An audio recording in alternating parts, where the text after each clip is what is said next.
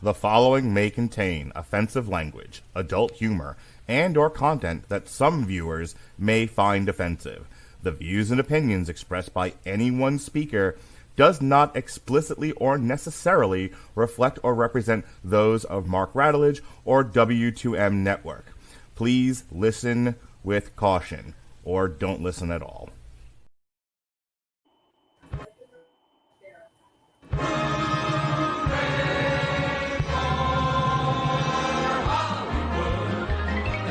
Valley, hooey Hollywood, where any office boy or young mechanic can be a panic with just a good-looking fan.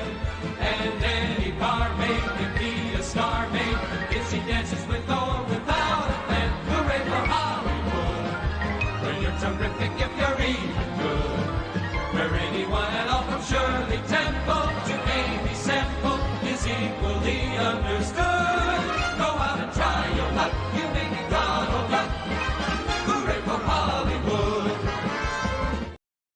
Ladies and gentlemen, boys and girls, children of all ages, you are listening to a Radulich Broadcasting premiere podcast, Damn You Hollywood. And here's your host, Robert Winfree. Yay! Yay! Hello, everyone. You get a double dose of me this week because yesterday Mark and I put more thought, time, and energy into the Idol than anyone involved in its creation, so there's that. Yeah, we did, and we had a rockin' good time. Well, tonight we're talking about another movie that seems to be flying under the radar, so to speak. Disney's Haunted Mansion and their ongoing quest to recapture the bizarre alchemy that led to the success of Pirates of the Caribbean. And, well, we'll get to the results in a second. But here joining us for this particular episode, we have two guests. First, Alexis Hejna is back with us. Alexis, how you doing? Guess we should just say it. We're here to socialize. Say it, if you feel so inclined. I don't get the reference. It's Grim from grinning Tron. ghosts. Oh. Yeah, it's been a while since I've been on that ride, which we'll talk They about played momentarily. the song at the end of the movie. If you thought I was paying attention by the end of this, you are sadly mistaken, my love. worse than that, the actual tune of the song is like all the way through the score. So I wasn't paying attention. Go ahead, Robert. Go ahead and introduce our man to the there. South. You can just say south. He's immediately below you. Below me. There we go. Please don't do that. No. Back with us, Dorian Price is rejoining us for the episode. And look, normally it's me down there, so you know. That's true. You have my sympathies. it's all good. How are you, We all Dorian? have to- I'm fine. I'm glad to be here no matter who I'm on top of or below. Wow, that came out worse than I wanted it to. Boy, if I had a nickel For every everyone time on the someone said that to me. only, for everyone on the audio only section of the podcast, we are in 4 boxes that are in the 4 quadrants of the screen for the video, and we occasionally make jokes about the location of our screens. And unfortunately, So tonight, Dorian is below me, but you know, Alexis is below Robert. This is just how it is. That's how it breaks down at the treehouse. That's what I'm trying to tell you. sure. Like the 2 people listening got that joke. All right. So let's Yeah. talk about Haunted Mansion 2023. It's a supernatural horror comedy directed by Justin Simien from a screenplay by Katie Dippold. It stars LaKeith Stanfield, Tiffany Haddish, Owen Wilson, Danny DeVito, Rosario Dawson, Dan Levy, Jamie Lee Curtis, and Jared Leto. A partridge in a pear tree. Everyone who wasn't making Oppenheimer was making this. Produced by Walt Disney Pictures and Rideback, it is the second theatrical adaptation of Walt Disney's theme park attraction, The Haunted Mansion, following the 2003 film of the same name. We don't speak about that one. In the film, Gabbie, who is Rosario Dawson, and Travis Chase W. Dillon enlist the aid of a team of Avengers to help exorcise their mansion and destroy the ghosts around them with proton packs. All right. So before we get into Mark, I'm going to need you to stop stepping on my gimmick. I'm the one who's checked out of all of this stuff emotionally. Fair. Speaking of things that are checked out, before we get into the craft review of the Haunted Mansion, for TikTok purposes, we're going to look at the grand and storied history of film adaptations of Disney theme park attractions. And some of these I've seen, some of these we've covered on here. A lot of them are Pirates of the Caribbean. So, If there's anything Disney likes to do, it's milk a cash cow. So the first one is Tower of Terror from 1997. This starred Steve Guttenberg, Kirsten Dunst, and this looks like it went straight to television. Dorian, did you ever see this one? Nope, I was just about to say, I missed that one. Yeah, I've never... Is it even on Disney Plus? That's a great question. Hang on, I'll take a look. Yeah, I mind checking. I honestly, if we didn't have the list here, I wouldn't have even known this existed. I remember seeing this advertised. I think at like at a Sayre Tower. I'm not sure if I even saw the advertisement for it in any real. No, it doesn't look like, because the minute I Google Tower, the first thing comes up is Eddie Murphy's Haunted Mansion, followed by a Behind the Attraction mini-series, followed by Muppets Haunted Mansion. So yet another thing that they own that they refuse to put on Disney Plus. Got it. It's probably on YouTube. So you saw it, you said, Robert? Do you remember it at all? No, I don't think I did. I think there was a period of about 4 to 5 years of my life when I lived without either television or internet access as a small child, as a young child. This would have been grades like 6 through 11. Mm-hmm. And it was like, no TV, no internet. What do you remember about it, Alexis? I never saw it. Again, I saw it advertised. I think it did go directly to. Oh yeah, it was an episode. It was an episode of The Wonderful World of Disney, guys. It was a direct to TV release. Cool. Next one is Mission to Mars, which is 2000, directed by Brian De Palma. Like that Brian De Palma? Jesus Christ. You mean the hang on. Mission to Mars would be the Val Kilmer movie? No. That was Red Planet. That was Red Planet. Okay. The Mission to Mars is then like Gary Sinise, Tim Robbins. Those two came out around the same time. Yeah. And they both did equally bad. There was a joke for the longest time after that movie that you just don't make movies with the word Mars in the title or any connotation, because until The Martian came out, no movie that had to deal with Mars did good. That's actually mildly amusing. And well, if you'll recall, Mark, when we talked about Back to the Future, they didn't like the studio didn't like the title because no movie with the word future had ever done well at the box office. Their suggested title was it Spaceman from Pluto? Something like that. Yeah. Spaceman from Pluto. This thing had $100 million budget. Box office was 111. This starred Gary Sinise, Don Cheadle, Connie Nielsen, Jerry O'Connell, Kim Delaney, and Tim Robbins. This is yet another one I have no idea about. I have seen that one. Okay, what'd you make of it? If you don't mind high concept sci-fi, yeah, it's fine. It's a little unfocused. It tries to be a bit too realistic with the science and then ignores it when it's convenient for the story. Which is it's an unfortunate combination of things. Well, I've got some wiki details here. First of all, 25% on Rotten Tomatoes. But here's what really makes me laugh. The film was nominated for a Golden Raspberry Award for Brian De Palma in the category of Worst Director, where he lost to, and get this, Roger Christian for Battlefield Earth. They deserved loss. I don't think any of us are going to argue against who deserved that more. Well, yeah, but probably because we had good memories of stuff Brian De Palma had done. It's like, okay, we'll give him a pass on this one. What the fuck was Battlefield Earth? So it's like, okay, you made Carrie, Brian, so we're gonna let this one go. But next time. What do you mean? What was Battlefield Earth? Yeah, exactly. Well, this next one I have. No one gets the physical joke there.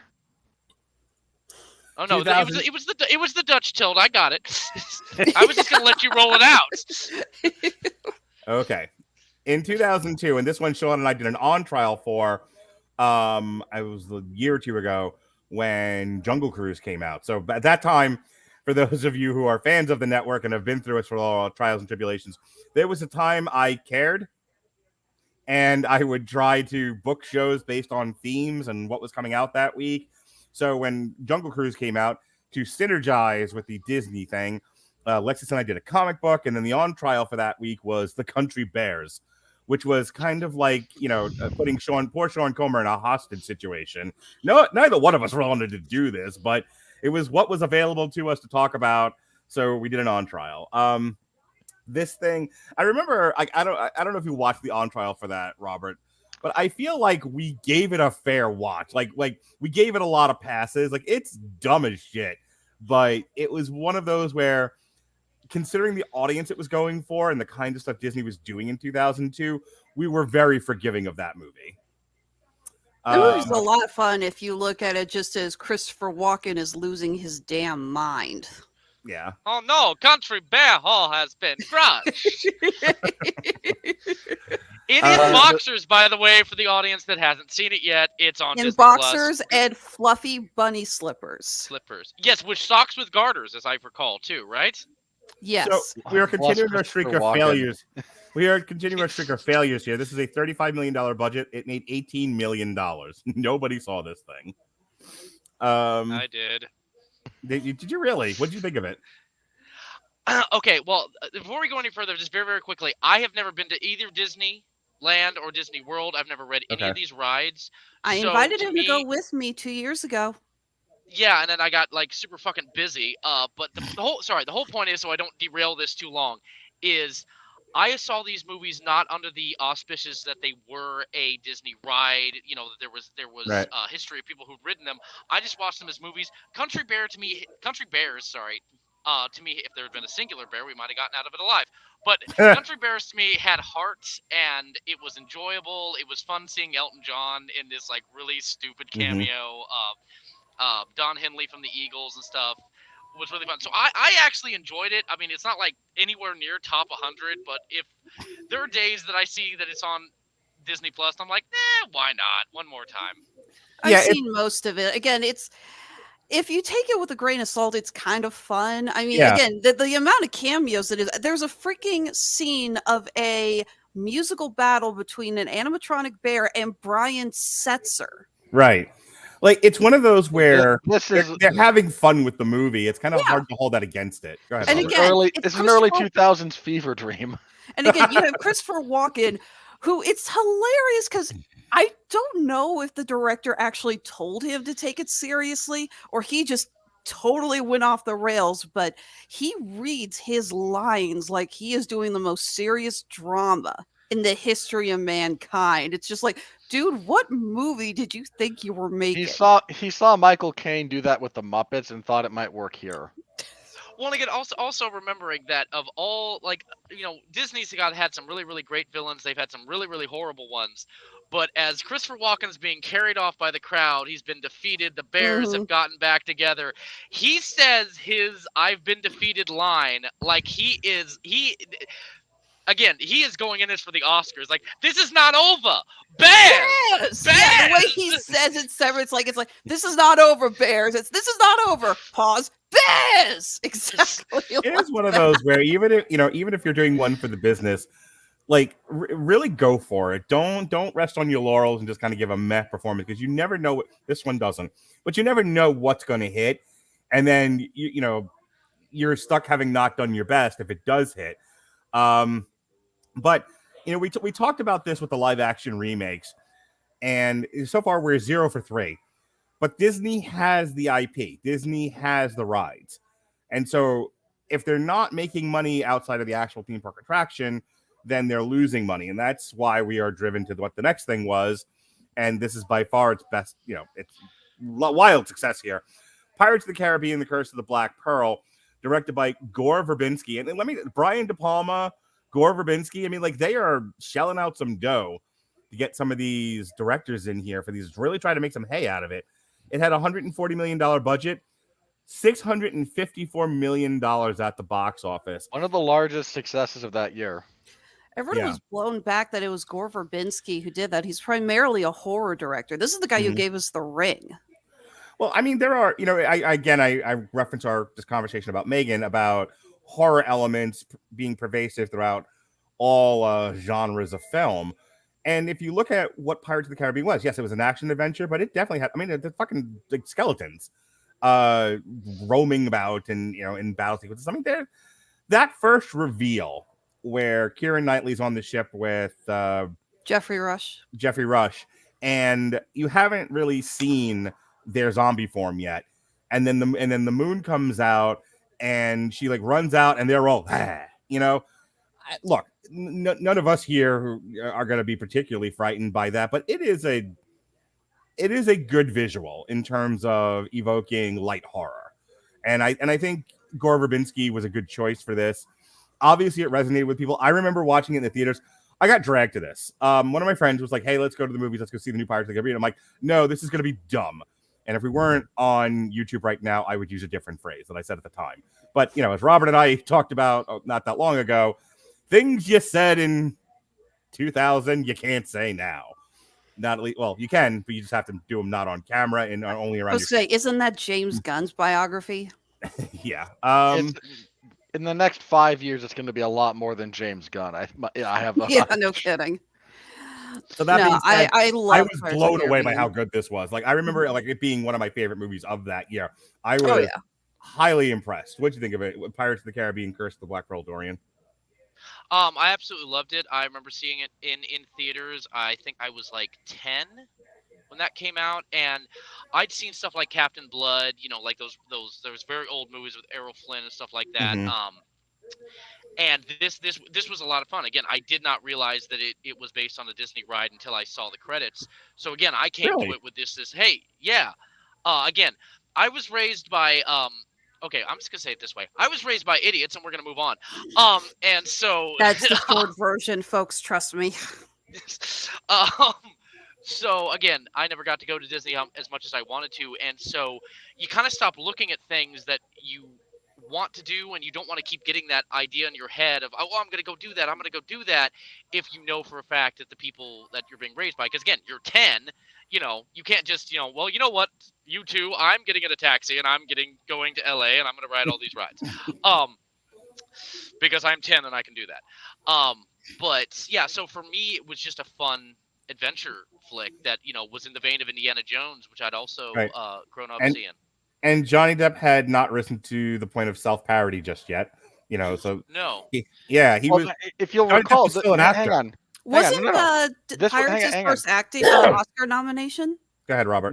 Yes, it might have been his first. No, this was like, if you'll recall, this was Johnny Depp's quasi comeback. Yeah, like he had the big boom when he was in his early 20s. Well, he had 21 Jump Street. That's what got him going. Yeah, I mean, look, he had that. And Nightmare on Elm Street. Yeah. I don't think a lot of people remembered him for Nightmare on Elm Street. Nobody gives a shit about his performance. But that was at least a job-wise boost of like, hey, you know. No one knows or cares or remembers that Johnny Depp was in Nightmare on Elm Street. What people remembered him for back then was 21 Jump Street. There's things Crybaby. I was thinking like Edward Scissorhands. That was like the big jump for him into film. Yes. Edward Scissorhands. There was a critical darling movie that was a drama. It starred him and Leonardo DiCaprio called What's Eating Gilbert Grape. That one, yeah. So I remember he had this period where it was like, you know, again, quasi like slightly awkward. The term emo wasn't in vogue yet, but the emo heartthrob kind of thing the going. Benny and June era. Yeah. And then he kind of bottomed out for like 3 to 4 years, where he wasn't like, his name was still known, but he wasn't getting a ton of work. He had lost kind of the bankability. He aged. So, you know, I mean, he did Rear Window not too long before that one, if memory serves too. And then Secret after. Secret Window, thank you. There was, not to mention a time, I think he didn't really even seem to know which way his career was going. Yeah. He was pushing his band, his nightclub, and his acting career. And I don't think audiences really knew what to make of him. And I don't think the studios knew where to place him, per se. It's like, okay, you're not the heartthrob anymore. You're not this. We don't really know what to do with you. There's a great story about Johnny Depp talking to Gore Verbinski about the pirate, the Jack Sparrow character, and him going like, I want to ugly myself up. And I'm bringing that up because Johnny Depp is like, I want to go do, you know, gay cowboys eating pudding indie pictures, and there's Hollywood going, you're handsome.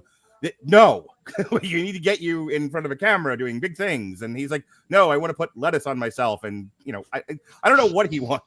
And then so you get like, okay, well, we're going to how about we meet you halfway? How about you play this asshole pirate character in Pirates of the Caribbean? He's like, yeah, what if I put my face through a windshield? I'm like, oh, stop. Just could you please not look a gift horse in the mouth, Johnny Depp? Yeah, I think I remember part of that interview. He actually went and got his teeth capped because he said he was going to go ahead and do gold cap. And he came in, and Gore said, "I like the idea, but Jesus, that's too many. Go take some off." Okay. And further proof that Disney, the most inconsistent studio in Hollywood history, follow this up with the Haunted Mansion in 2003, a $90 million segue, folks. A $90 million budget, and it made $182.3 million. Not exact. I mean, barely profitable, if that, but not exactly the rousing success in the wake of Pirates of the Caribbean. Yeah, it was that movie, to the extent that it was successful, was coasting on the fumes of Eddie Murphy's bankability. Yeah. The main thing that movie actually brought about, and this always kills me, is there's a clip from Eddie Murphy's stand-up where he talks about how you never see Black people in haunted house movies, and he said, you know why? Because Black people know not to stay around in a haunted house. We see ghosts, we get the blank out, and that was so everyone was bringing up that clip in response to the movie. It's like, oh really? You get the hell out, huh? Which is actually, strangely enough, what they addressed in this new one, which we'll get to. Yeah. But I appreciated that, actually, believe it or not. Right? So the next three, Disney just gives up. And it's like, well, we're going to milk the Pirates of the Caribbean until that cow is dry. So we get Dead Man's Chest, At World's End, and On Stranger Tides. These start making $1 billion. So we have Dead Man's Chest makes over $1 billion, followed up by At World's End, which makes a little less than $1 billion at 963. So we have Marvel trajectory here. And then On Stranger Tides goes back to $1 billion. So in the wake of that, we go, okay, well, how many more Pirates of the Caribbean movies can we possibly do? So instead, we give it to Brad Bird, and we do Tomorrowland, which Robert and I reviewed on Damn You Hollywood. And I remember that distinctly, Robert. I remember saying at the time, Tomorrowland is this really wonderful, futuristic, a place full of imagination. And they take the concept and go, yes, but what if we do it in the cornfields of Kansas or whatever the fuck it was? And we barely see Tomorrowland. And then when we do, it's like deserted. Like everything that would have made Tomorrowland cool, they decided to not put in the picture. Trying to turn it into this myopic dystopian sludge fest with quasi-evil Dr. Gregory House and George Clooney's chin. It was just... You made that joke back then, too. I know that. I remember making the joke. You want to see the real Tomorrowland movie? It's a callback after this many years. No, you want to see the real Tomorrowland movie? Go see Meet the Robinsons. Yeah. That's the movie Tomorrowland wanted to be. If you have never said anything truer than that, that is absolutely correct. Meet the Robinsons is what Tomorrowland should have been. Dorian, did you ever see Tomorrowland? I did not know. You ain't missing shit, buddy. Let me tell you, it's not very good. And not at all. Dodged. It's just boring. It's like you had this awesome idea and you did nothing. And at $190 million budget, it barely made $209 million. This was one swing and a miss, Disney, and we're gonna say that a lot. That gets followed up by Dead Men Tell No Tales. That on a $320 million budget, that thing made almost $800 million. Which, okay, it's profitable, but the cow was dead. Then the world ended, and shortly after the world ended, we got Jungle Cruise, which was day and date both in theaters and pay-per-view on Disney Plus. We reviewed that. That starred The Rock and Emily Blunt. You know what? For the record, it's not like that's a great movie, but I think time has been I know it's only been a couple of years, but I think time has been a bit kinder to that movie than some of the others that Disney's released. Here's what I'll tell you. You wait a few years and you release that. I mean, I know they couldn't. I don't want to beat the subject to death. I do want to move this on, but you wait a couple of years or the world doesn't end and it comes out when people are still going to theaters at large. It does a lot better. It's a fine movie. It is everything modern Hollywood wants a movie to be. It is funny. It's got great action sequences, bankable stars. Not that there's a whole lot left. It's well acted. The plot made sense. I mean, in a lot of ways. In a lot of ways, it's as close to perfect as we're doing for a general audience movie these days. And it's probably one of Disney's best made movies of this list. Yeah. And yet it was released in a market that was deathly afraid of dying if you left the house. So I would love to I would love to have seen what the final numbers were for its pay-per-view added to its box office, because I really think like the box office in and of itself doesn't tell the tale. And that brings us to the Haunted Mansion. I remember the Damn You Hollywood we did on it. I think one of the things we talked about was that this movie had a lot of personality. We thought that there was a lot that really, touched out to us and was very easy to remember. This wasn't a copy and paste kind of movie. They put a lot of effort into the style, into the feel. I pop for Metallica in my Disney movies. So, the fact that they used a Metallica song in that was a nice little bonus. I did enjoy The Rock doing the jokes on the boat. Oh, that was to it, because I've lived in Florida since 2005. I've been to Disney once or twice, and every time that I've gone, I've done the Jungle Cruise ride, and it's hilarious every single time. Like, even if you know the bits, you as an audience member, like, it's one of those, you're a part of the show, or you're not really getting what the point of all of this is. Like, you have to have fun with it. So when they're doing it, you gotta be like, oh, boo, or you go, ha ha, Everyone is in on the joke, and that's what makes that ride much more fun. The moral of this story is that Disney is trying with these theme park attraction movies, and outside of like Pirates of the Caribbean, outlier. Like the right amount of things came together to form Voltron for that movie, but they have not had a wildly successful movie outside of the Pirates of the Caribbean, which does tell you more about Disney than in Disney motion pictures than you might think, as they can't seem to get the right people on the right projects at the right time consistently enough to make these worthwhile, which again brings us to Haunted Mansion 2023. All right, Robert, hit it. So we open with our sad sack protagonist, Ben. On New Year's Eve, he meets his future wife. She dies tragically because sad. Because nobody can have a life. To be fair, they drag that out and not let us know. Like, again, if you're an audience member who's seen movies before, she's dead. But they keep that going. Like, where the hell did she go? She's gone now. Okay. Well, I just find it funny that like we can't get out of our own way in terms of certain tropes in Hollywood. One of which is dead spouse. Couldn't she have just like died emotionally? No, because technically Disney owns that now too. We can't heal her. I'm sorry, Obi-Wan and Yoda. She's lost the will to live. So Dorian, you and I need to work on a movie where the spouse just goes into the woods to live deliberately, because at least that would be different. My pitch would be she wants to open up their marriage. That's the twist ending at the end. Is like she never died, but he thought she did. But she's just been living in the forest. Like, you're in a swinger party house 6 months later. Like, what are you doing here? A very brief cameo as we men take her away. You left me with the children. All right, move on. Sorry, that's the Barbie sequel. Oh. Tell me I'm wrong. By the way, my shirt says "Can't Knock the Hustle." I got that for you. I don't care. Okay, good. Moving on. My shirt is a mashup of Oppenheimer and Homer Simpson. That's the one we told you to buy. You listened to us. I did. You're a terrible influence on me. I spent money I probably shouldn't have. Why did you ask us or to tell you because not rather to than buy face his own problems and mistakes, Robert would rather project it on the rest of us and get out of his blame. Robert, plots it a little bit. Because that way he can blame it on both of you, and he's just, then he's completely bulletproof for the rest of his life. Yes, then Robert can continue to go through life pure as the driven snow. Yeah, it's like, sorry, what horrible influences on you. I am the ice in Antarctica that hasn't been melted in the millennia. Anyway, plot synopsis. So we meet Ben. He's our kind of sad quasi-protagonist, and he's going through life, and he's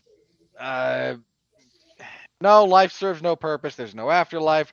There's only the present, and I'm wasting it giving walking tours in New Orleans as a means of trying to reconnect with my dead wife. And woe is me, and I'm an alcoholic. And into this scenario, we also meet Gabbie and Travis, played by Rosario Dawson and child actor number 365. They have bought the titular haunted mansion about an hour away from New Orleans, and they move in and are immediately accosted by ghosts. And Rosario Dawson, in the most logical thing anyone has ever done in a horror movie, sees a moving suit of armor and goes, "No, we're out." Grabs her son and leaves. And we're done here. Thanks. Roll credits. Yeah, it's like, can we all just say how grateful we are we see more horror movies nowadays with a character who sees something scary and instead of investigating or saying, I should figure this out or find their calling, basically says, screw this, I'm gone. Peace. Yeah, deuces. So that might, of course, lead you all to wonder why does the movie actually go on?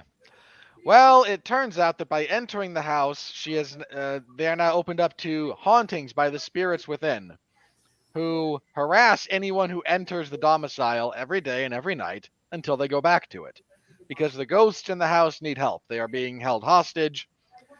And we arrive at a few other things. So we meet Owen Wilson, who is about as useless to this movie as cleats on a basketball court. Just no purpose. He has more of a purpose than when he was in The Haunting. No, he got to die in The Haunting. That sounds like craft elements, guys. And anyway, he's here. He's a priest. He's not a priest. World's Minister. dumbest twist. No, he has the collar. Full-on priest. And he comes to Ben and he says, hey, you were a prodigy in the astrophysics field, especially that of building lenses and optics and whatnot. You published a paper on being able to see ghosts with your ghost lens. And Benny goes, yeah, and I was roundly laughed out of academia because of it. Thanks. Well, you're at it. Why don't you give me a nice paper cut and pour lemon juice on it? We're closed. He tries to eject him. And Owen Wilson goes, no, you got to be a hero. Really, it's kind of important. And you'll get paid. And he goes, all right, fine, I'm getting paid. So Benny goes to the house and he steps across the threshold. And he fails miserably because he is an ill-prepared layabout. And the next couple of days, he is haunted by one of the ghosts from the mansion that drives him back to the house, where he finds also Owen Wilson, who's been here for a while, who tried to perform an exorcism, but not being a real priest, he didn't do anything. And they have to figure out what they're doing because they don't want to stay living in this crappy haunted mansion for the rest of their natural lives. So they recruit a couple of other people. They find a medium. I believe this would be Tiffany Haddish. Mm-hmm. And they find a real medium via her Yelp scores. They go to the academic side of things and find Danny DeVito, who's an expert on the actual history of haunted locations.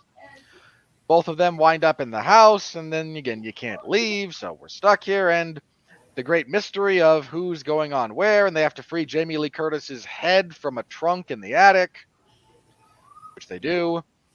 And ultimately, it all comes down to the fact that Jared Leto exists and just makes everything worse. But Jared Leto's character as the chief ghost of this location has been capturing other spirits, and if he gets 1,000 dead souls in this location, he will be free to leave the grounds. Otherwise, he's bound to them for inexplicable reasons. And he just needs one more. He's got 999 problems, but a pitch ain't one. Hit it. I knew you were going to do that. Of course you did. Because we're connected. The devil changes my little flash, but it's really a You give love a bad. I thought we were just doing karaoke now. Yeah. Oh, okay, it's okay to stop the plot synopsis for that. Yeah, it is. Well, he's the boss, so I mean, Mark is allowed to interrupt things. It's called the double standard. He's at the top of the pecking order. It works for him. Just ask my wife. Hey, I'm all about double standards, right? And see, all I was doing was just being the backup singer, so So with that, we figure out that Jared Leto's character is the ghost in charge of everything. They need to banish him to finish the thing off, and so a few of them go try to get some get something that he used to physically own. They find a hat with a giant spider in it. Scares a kid. It's a good time. Throughout the course of the movie, we're led to believe, if you're a small child, that Ben is the character that's going to willingly off himself in the name of finishing this thing because he's the most depressed and he has no reason to live. But anyone who knows either children or foreshadowing knew in like 2 minutes it's the kid. And Benjamin is able to find something of his reason to continue living, but it turns out, surprise, surprise, it's the 8-year-old who's being bullied at school and whose dad is dead and who has no friends that wants to no longer continue on. Who'd have thought? It's not so much he doesn't want to continue on. The ghost, the Hatbox Ghost is impersonating his father. Yeah. So he's basically saying it's like, come here and we'll see each other again. The kid doesn't understand if I do this, I die. He thinks he's just going to go see his father. I mean, look, there's an argument to be made that it's painfully fucking obvious that the kid should have known he was going to die. But on the other hand, you can lean on being manipulated by my dad kind of a thing. Go ahead, Dorian. Well, he also says nowhere is when Ben's trying to coax him away from the gold energy that's, the Hatbox Ghost being his dad. And Ben's like, hey, it's not just going to be here. Your mom and you are going to be miles away from here. You'll be fine. And he screams at him. Nowhere feels right. Right.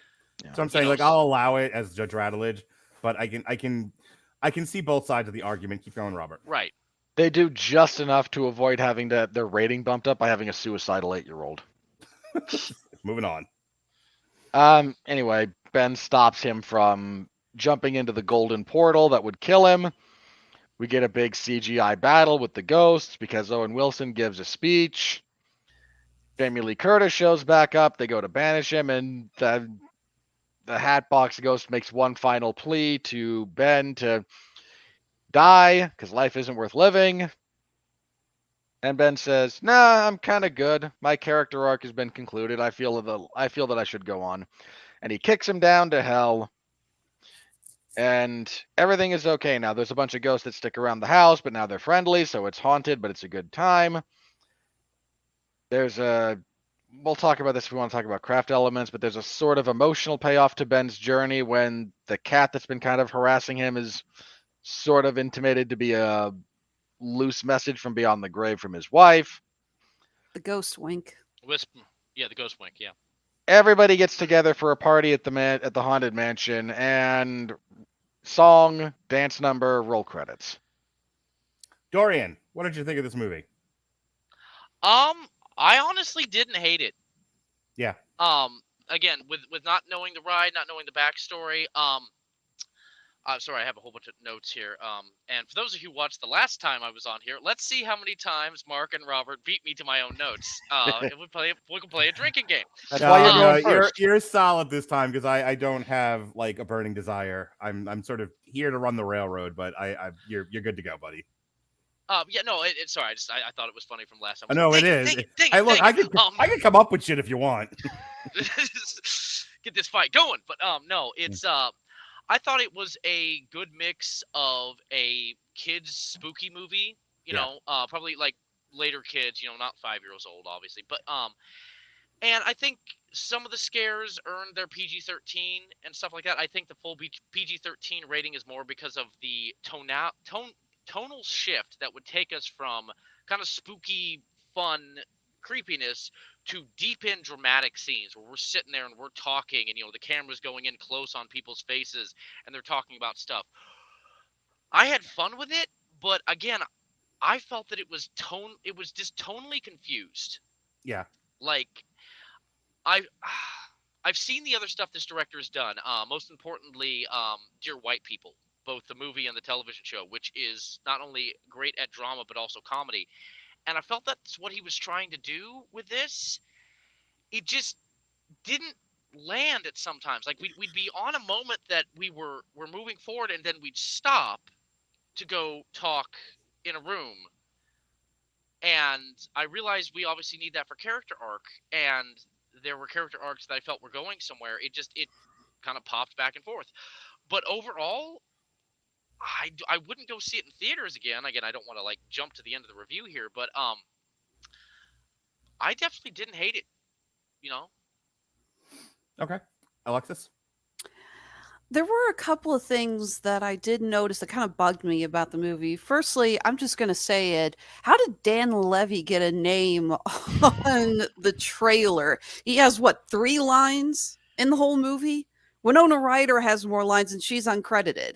I mean, I'm sorry. I watched it. I'm like, okay, either his entire subplot was cut or he just walked onto the set one day and went to the director. I'm like, oh, please, can I be in this movie? Because otherwise I have no idea what the hell he was doing. He just walked on in that outfit. Probably. Because, yeah, I was watching, like, and I'm not going to lie, I'm not a huge fan of Dan Levy in the first place, but he was the detective guy, right? Yeah. That Okay, was it. He was the murder mystery guy. Yeah. I want to make sure I had the name right. Sorry, continue. Mm-hmm. And with Jared Leto, I'm not gonna lie, I completely forgot that he was in the role because, with the exception of the paintings that we see of him as Alistair Crumb, I don't know the point of casting an A-list actor to play the Hatbox Ghost when it is completely CGI'd face to the point of being unrecognizable and totally manipulating the voice again to the point of unrecognizable. It reminds me of when they got like comedians to voice the Chipmunks in the Alvin and the Chipmunks movie. It's just like, and the point was what? You know, it's not like their personalities are going to shine through and you're going to recognize it's them. Right. I did like Jared Leto in this role, though. Maybe because of all that. Because I like the Hatbox Ghost. It's the least Jared Leto thing he's ever done. Yeah, exactly. Right? And I like the Hatbox Ghost, and I love that they made him the villain. I just don't know why they had Jared Leto play him. And the thing that I also noticed, and Dorian, I want to know if you noticed this or not too, because as a filmmaker, I think this would be more your thing. This movie suffered from some serious trouble with its ADR. There were so many scenes. Right yeah. there. I lost track of how many scenes where they... I thought it was going to be Mark. It's you this time. Damn it. Sorry. There were so many scenes where there's a person talking and then they cut and they're looking and you're... Okay, so let's say, yeah, they cut to another angle to a person listening to them talk. So, but you can clearly see the person who's talking. You can see the outline of their face. They're not talking. Their cheeks are not moving. There were so many scenes where I noticed that they added audio, and again, this is not uncommon. This is not uncommon for a lot of directors to do. There's a lot where, and again, Dorian will back me up on this. They will just do a shot. Let's say, Mark, we're getting a shot of you and me talking, and they shoot you doing your speech, but then they put the camera behind you so they can see my reaction. But they may not have you do the same speech again. They may just say, the director may just say, oh, just make like blah, blah, blah word because we need it to look like you're actually talking from the side, the movement of your head. But there were, again, they weren't. It was clear the actors were not talking anymore, even though we still hear their voices. Normally you'd push in closer in a situation like that, again, using you and Mark as an example. If we weren't going to have him do the damn speech again, you know, at the same emotional intensity and body movement that he did in his coverage, we'd have an OTS over the shoulder, and we just push in slowly on your face, Alexis, so that way he could literally be saying whatever he wants, like, I've got starfish in my pants, and I feel happy, you know. Can confirm. You know, instead of like... But yeah, no, I had that note down, and sorry, I'm not going to interrupt you too. I'm glad you brought that up, because I was like, was I the only one who noticed this, or did I just have a fucked up theater? You know. Yeah, I noticed it a lot. The two scenes particulars, one of the that I know remember specifically is the scene with Travis talking to Ben in the parlor, and when Ben is in the attic. Yes. And again, the camera is behind him, and he's calling back out to the others. It was also when they had it on the slider and it's moving sideways and we're cutting in between pillars. It's like he'd be saying something. It's almost like, yes. I mean, the pillar's not that big. You know, it's like, nah-ish. You know, and he'd come out the other side. It seemed like he hadn't caught up with what had come out of his mouth yet. Yeah. Like, orally it had come out, but his mouth was like, oh shit, let me catch up. Yeah, like I said, that really bugged me. I will also say I'm a little disappointed in this movie because of what we could have gotten. If anyone else has read the history of this movie has been in production hell for ages. And you know who was supposed to direct it for the longest time? Who? Guillermo del Toro. Oh, interesting.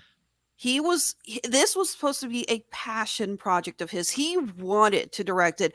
It never. Can we fucking talk about how Guillermo del Toro has like a lot of misfires? Supposed to do The Hobbit? No. Supposed to do this? No. No. Is there somebody out there that's like give Guillermo del Toro a job? No, fuck that guy. He doesn't make wonderful art. There's actually a YouTuber that makes fun of that when he was reviewing. I don't remember what Guillermo del Toro movie it was, but he's got this guy playing Guillermo del Toro, and he holds up a script like, I am going to do this. And everyone's like, yes, we can't wait. And then he drops it and goes, I have decided not to do it. You know. I'm still pissed. That was the review of Blade 2. I remember that video. Oh, yeah, that's right. Yeah. But yeah, no, we're talking about Guillermo del Toro. Just very, very quick, since we're on directors, because I don't want to have to pull back Alexis while you're on another point. I wanted, while I was watching it, after I was fully done, I was like, Alfonso Cuarón, who directed Harry Potter and the Prisoner of Azkaban, could have done this, in my opinion. Not that the director of this did bad, because you could see his style, this director's style all over it, and I love his style. I really, really do. It's like Alfonso Cuarón, who did Prisoner of Azkaban, made it creepy, but still kid-friendly, but still, it asks questions. And again, it's one of everyone's favorite Harry Potter movies. Maybe not everyone's, but a good chunk of people's. Not mine. And again, yeah, that's fair. Nothing is your favorite, boss. Don't do that to him. No. For the next hour, he's going to read a manifesto of the things he likes. Don't do. I'm not okay, actually, I just need to know now, Robert. What is your favorite Harry Potter movie? Just please tell me which is. I just need to know for comparison's sake. What's your favorite? Sorry, boss. I haven't. Hang on. Strike one, motherfucker. Can I get a rule book of you don't do this, so I can at least go over it? I will send you the pamphlet.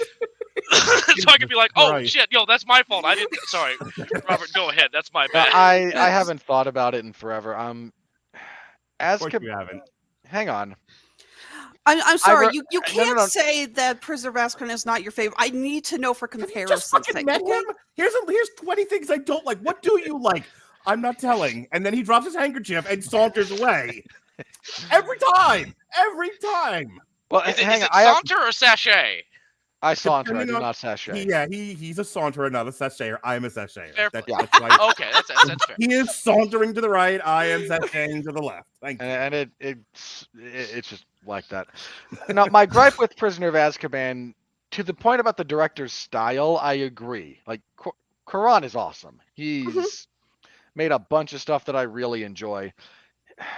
He had the unfortunate task of trying to direct the adaptation of probably my second favorite of the books, and several of the emotional moments that are supposed to come through in that falling flat. Okay. And it was more a letdown than a bad movie, is kind of the way I phrase that. So as far as which is my favorite, think about it and we'll come back. I'm gonna jump in here. Think about that. I'm going to jump in here with some of my thoughts here, and if they're on your list of points, Dorian, then just jump in and tell me what a genius I am. Then you can get that demerit off your record now. Sweet. Yeah, there's always there is redemption. Yes, there is, my son. So I'm in agreement that as far as little kids light horror, the movie works just fine. I'm slightly biased. I'm a big fan of New Orleans, so it was nice to see that setting, that aesthetic. You and me both, Mark. I love New Orleans. Favorite city to visit. I don't recall if the ride makes reference to New Orleans or if the Eddie Murphy movie does, but I do like the idea. If you've ever been in New Orleans, the city, just like Ybor City here in Tampa, there's always that old ghost aesthetic to it, ghost tours, that sort of thing. So, as far as where you're going to set your movie, that's about a haunted mansion. New Orleans was a good choice. Yeah. Solid cast. LaKeith Stanfield is not really a leading man, in my opinion, but I mean, as far as taking a swing and trying to put himself out there, I would not condemn him for taking this role, giving it a shot. And if I'm a casting director, I wouldn't cast him in another leading role, but maybe, supporting actor somewhere near the top. He's good. He's doing his level best. Unfortunately, he's not getting a lot of help from the rest of the cast. That's not to say they're bad. Rosario Dawson is unfortunately, they didn't write her a character. Underwritten. Yeah, concerned mom. And Rosario Dawson, who's the best actor in the goddamn movie, isn't given enough to do as an actress or enough to do in the movie. There's a couple of the nope outing of noping out on the mansion was funny and all that. And she has some chemistry with the kid, more on him in a moment. But other than that, it's kind of Tiffany Haddish. I think. Go ahead. Go ahead. Sorry, I was going to say the actor who you said he's not great as a lead actor. Any moments that he has with Owen Wilson when they're just kind of bantering off each other are great. Sure. It bounces. It works. It's like if this had been like a buddy Ghostbuster cop style movie, right, and it was him and Owen Wilson, I think we would have been a lot better. Continue. I don't disagree. Like I said, LaKeith Stanfield, I think, is giving it his level best, and at times he's working, but I still don't buy him as leading man in this. Tiffany Haddish, to the director's credit, reined in. Thank God, because I was really afraid she was going to be like. Constitutes her being reined in. It really does. If you've seen other Tiffany Haddish stuff, I have not. Yeah, I was going to say, you compare this to her other projects. This was a game changer. Yeah, she was subtle by comparison. Wow. Actually, Robert, I can explain this very, very quickly. You know how normally they would let Robin Williams off the leash? They would just say something funny that kind of connects to this. That's kind of how they are with Tiffany Haddish. They just go, hey, this is the thing, go nuts. This was the, no, we need this to kind of follow a certain path here. So yeah, they made her color within the lines and shows she's a capable actress. It might not be your particular cup of tea, but for most mortals, Tiffany Haddish works just fine. And here, because she's reined in, because she's restrained, because she's in a nice little box, her performance is laudable. Danny DeVito needs to retire. This nearly constituted elder abuse. I felt bad for him. This felt like latter day Bruce Willis and those like 100 or so D-list European movies he's been doing that Red Letter Media did a collective review of. Well, it's that level of bad. Let me just in defense of Bruce Willis for that very briefly. Yeah. Because I know the phenomena you're referring to, and I'm not saying it's even unfair. There's just a caveat that needs to be addressed. Hit it. He was developing aphasia. Okay. Which is the inability to find words. Like it's a problem in your brain. It's usually a precursor for dementia or some other pretty seriously degenerative neurological condition. But he took all these paychecks because he knew he didn't have long to work at that level. So he built a green screen room in like the basement of his house. And he would just take direction and the lines, and he would go down there and deliver, and then just send the footage to whoever was compiling it most of the time.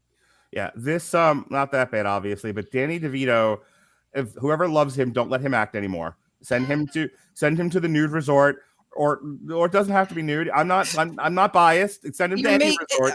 You're making all the fans of It's Always Sunny in Philadelphia cry right now. I hope you know that. I don't give a shit. This was not good, and I felt bad for the man. I really thought that, and sorry, I had this in my notes just because you're a genius and brought this up, is that I expected Danny DeVito to be the twist villain, that somehow he was working with Crump, the Hatbox ghost, for those of you who haven't seen it yet, just so you know who the hell I'm talking about. I expected it to be like, no one bought my book, I only sold 6 copies, and now I will show to the world that I'm right, and I will be able to live immortal, because again, they could have played to his shortness and the fact that he's overweight, and Danny DeVito has kind of always been that, he's been losing his hair since I think like 20, and it's been like go right to his character in Twins. Yeah, exactly. Yeah. So I was expecting the way they were playing him and how like forceful he was about getting into this house. I'm like, dude, you're gonna be our twist villain. You might redeem yourself by the end, but you're the one who's gonna fuck everything up at the end of Act 2 and bring us into Act 3. But which goes to one of my biggest complaints about this movie. If you're doing like an ensemble jazz band, you don't need 3 or 4 saxophone players. You need a trumpet, you need a trombone, you need a sax. Need a guy playing, 6-string bass. You don't need 4 saxophone players. And that's a big problem here because You've got Danny DeVito is funny. Tiffany Haddish is funny. Owen Wilson is funny. I'm not saying they actually are or they aren't. That is their role in the movie. They are funny. That's their character. You're funny. That's dead. You're a leading man. You're opposite chick. You're leading chick. You're kid. You're funny. We didn't need 3 funny, and it was overkill. And a lot of it was the tone was off. It was shrill at times. You know, it was like this is too much of the same thing. And like I said, poor Danny DeVito. At times, I'm not entirely sure he knew what movie he was in. And sometimes I'm not even sure the director knew. Outside of that, I got to talk about the kid. I don't like to beat up on kid actors. It's not fair that we have one of our guys in the, and I'm going to say this. I'm going to take a minute to say this. Please don't jump all over me. There's a guy in our podcast family, in our group chat that is, and Robert kind of underscores this a little bit, seconds it. What we do to child actors as a necessity of needing children in certain stories, borderline abusive at times. What we do both to borderline. Them, what we do to them while filming, and then what happens to them after. See Jake Lloyd. We or are any number Jake of Lloyd. See the kid who voiced Peter Pan. Mark, you and I did a big spiel about that when we reviewed the Chip and Dale movie. Right. So River Phoenix. Yeah. So we are not any number of the sad, tragic number of them. Dana Plato. We are not kind to children in this country in any way, shape, or form. I'm not going to go any further on that statement. Read a book. However, I can't not comment on the kids on the craft here, and part of the craft is performance, and he's a performer. He tried. I'm gonna say this as nicely as I can. He is trying. At times, he actually approaches earnest. At times, there were other times I was like, who watched the dailies of his performance and thought this was acceptable? He followed orders. No, I'm not blaming the kid. No. I didn't think you were. I was just okay. Again, I was backing up what you were saying. It's like he followed orders and did exactly what his director told him to do. And the directors again and the editors are looking at the dailies and going, "What else are we gonna do here?" And we can't make him do it 8 more times, right? And so I get it. That's why I don't want to lay this entirely at his feet, but this needed more work. They either needed a different actor, or it needed more work, or they needed to try working with him differently. But a lot of his performance is way flat. Like, it doesn't translate as performance. It's kind of like watching high school theater at times, whereas like you absolutely know these kids know they're acting, and everyone knows they're acting. And we're just kind of in agreement. It's phony baloney. Go ahead, Dorian. I want to say you're not doing anything to suck me into the story here. I'm very aware that I'm watching it. Yes, Omar. Right. Well, and Peter. That's a Peter Griffin. That's a Family Guy line. Yes, Dorian. No, Mark, you were saying it was like, with the tonality being different. I almost felt bad for him because, again, as we got about 20 minutes into the movie, I'm like, buddy, you don't need to be here. Yeah. Like, his character's not necessary. But more than that, just from a performance point of view, and again, you talked about not being good to kid actors or kids, period, is I felt bad for him because, again, when the tone would shift to dramatic, we're going to sit and talk about this. You can see that there are the makings of a good actor, who could, again, be a new Denzel or, his own thing. Then it would switch back to, we're fun, we're creepy, we're goofy, we're climbing up, gargoyles that are dragging us up the ceiling. And he's trying to have fun with it like you would if you were like 8, 9, 10, 11, 12. So going from, I need you deep and dark and yes, but still a kid, and that spark of hope. Okay, now I need you fun and goofy and all over the place. It's like, even the kid was like, could you pick a lane? Yeah, I'm with Dorian on this one. So many of the scenes really do juxtapose. I don't feel like this kid got the idea of what his character was. The phrase you're looking for is dramatic whiplash. You're all over the fucking road. I don't think this kid really. Yeah, I don't think this kid understood what his character really was. Right. I mean, it's clear he's upset, he's depressed, he is going through. I'm nerdy, I'm awkward, I'm black, I'm this, I'm that, I'm Poochie. And that's good. Those are all good. But you have a lot of scenes where he's the confident one and everything. And I'm throwing this at the director, as in, I don't think they were able to give this child actor enough of an idea of what his character was supposed to be. I would bet my wife, or my house or something, that there were conversations in the editing bay as they watched dailies, and someone knew, like, this is shit, buddy. This is like, I know we only have 150 million here. We got to get this thing under budget, but it's shit. and they're like, I don't fucking care. It's Disney. Just get it done. Yeah, you just get it done and get it done on time. That was the mission statement. We're not making Gunga Din. And I swear to God, that's probably what happened here. And it's unfortunate because that kid now has to live with this shitty performance under his belt. And luckily, hopefully he's young enough that he'll bounce back from it. Yeah, hopefully. I mean, it's not something like Star Wars where it's like, with Jake Lloyd, it's like, you played the young version of a character I loved and you've ruined my childhood. This is like, you played a dude in Haunted Mansion. I think you can come back from this. Yeah. Dorian, you also mentioned the wardrobe, and I think that was an interesting point. They had him wearing some interesting choices of I thought he was dead. You thought we were going to reverse Sixth Sense? Yeah. Yeah, I thought that maybe once we admitted that the sorry, Robert, you go ahead. No, he's perpetually dressed like he's from the 20s or 30s. Yes, and solving mysteries with his sidekick Holmes. Yeah, he's got bolo necklaces and whatever those. They're not brooches, but there is a term for when a man wears that thing in his tie class. I don't know what they're called. I forget. By the way, I named two other. I was like, in his sidekick Holmes. Wait, that's the guy's name. The first Sherlock. Sorry, I'm Watson. Dumb. Thank you. No problem. Hopefully that takes my strike off the books. I swear he wears a tweed jacket at one point. He does. Yeah. Right at the start. He walks in, and not only that, he's in knickerbockers with the Argyle socks and what the year shoes. Are we in? And I'm thinking oh my God, is he dead? Especially once they admitted that the wife's husband had left, I was like, oh, maybe the wife's, Rosario Dawson's husband is dead. And I was like, oh God, what if the kid died too? So maybe he died in childbirth, and she's making this world up so she can start a new life, but she couldn't. Her husband dying, she got because she'd been adult long enough to know people die, but she built up this idea of a kid in her head. But the reason he keeps changing costumes is she never decided exactly how he would look. That's what I was going with until it was okay, no, it's obvious you're not doing that. I should stop thinking too much into this. I apologize. Yeah, it's once again, Dorian writes a much better movie. You know what it reminded me of, Robert? The kid from Dumbo. The way they wrote him, and I'm starting to wonder about why Disney just can't write children. He could have been awkward, nerdy, and sad about his dad without being dressed like a Yale College philosophy professor. Thank you. I know the answer to this question. I was sitting next to, why is he dressed like he's going to Princeton in the 50s? Robert? The answer is because Disney is not for children anymore. It's for the childless 40-year-old women. So they don't know how to write children anymore because that's not the demographic they're trying to appeal to. I would also probably say childish 40-year-old men too, but fair play. All right, to wrap up my craft review so we can move this on. I thought the story flowed nicely enough. I like the idea that this is a mystery that they're solving in parts and they're getting clues. We even get a Scooby-Doo scene with Owen Wilson. You beat me to it. I love that. Now you know how it feels.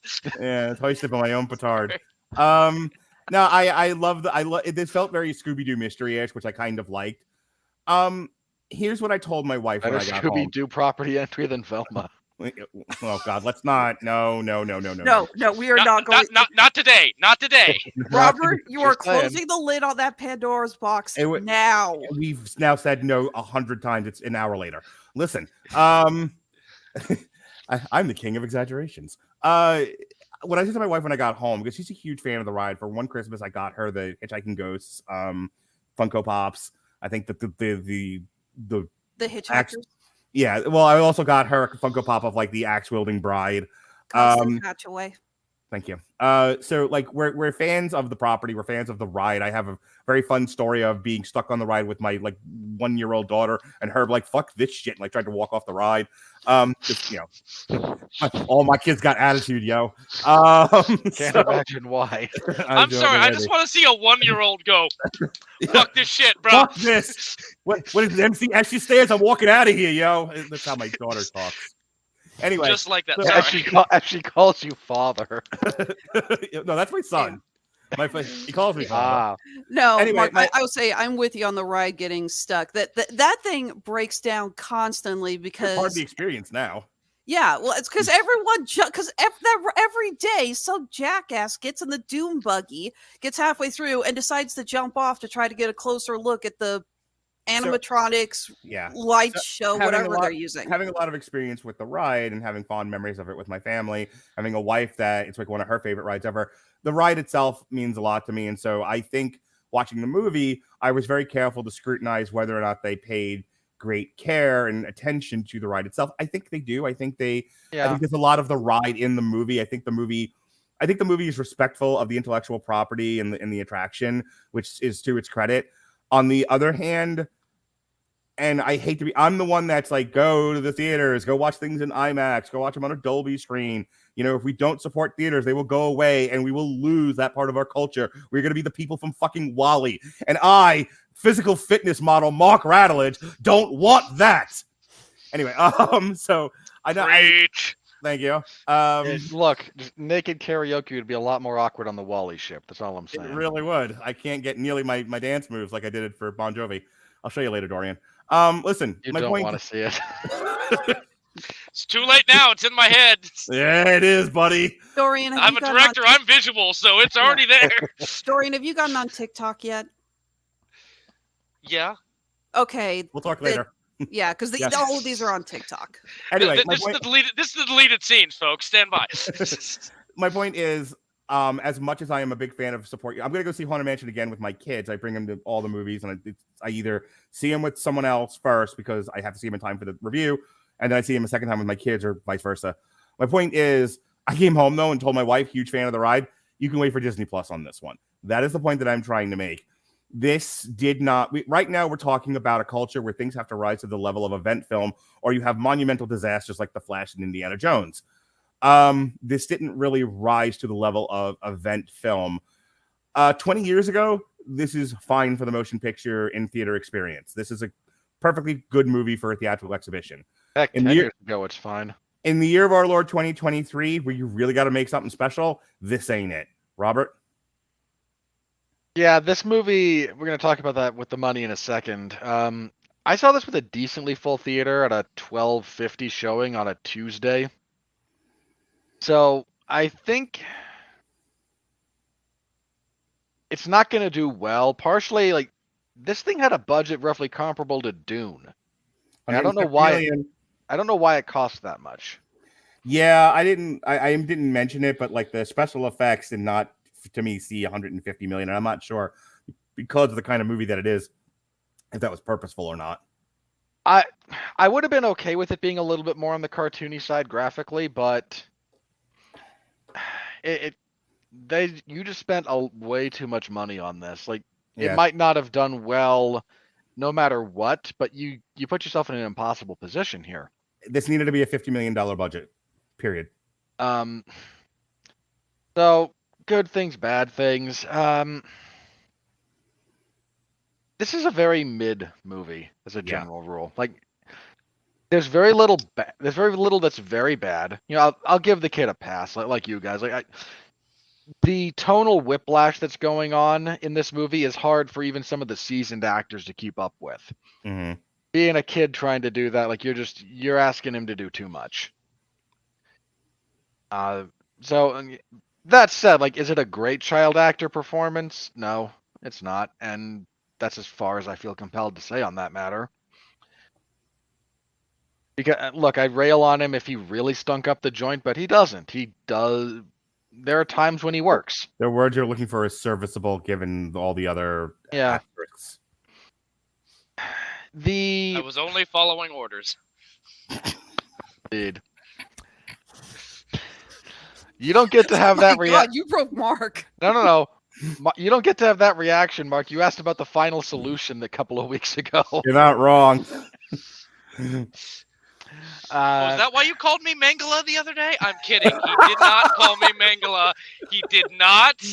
He will now. Anyone who's watching, he didn't. I'm just fucking around. I'm sorry. Hey, finish your craft review, Goebbels. For the record, though, he will in the future. Jawohl.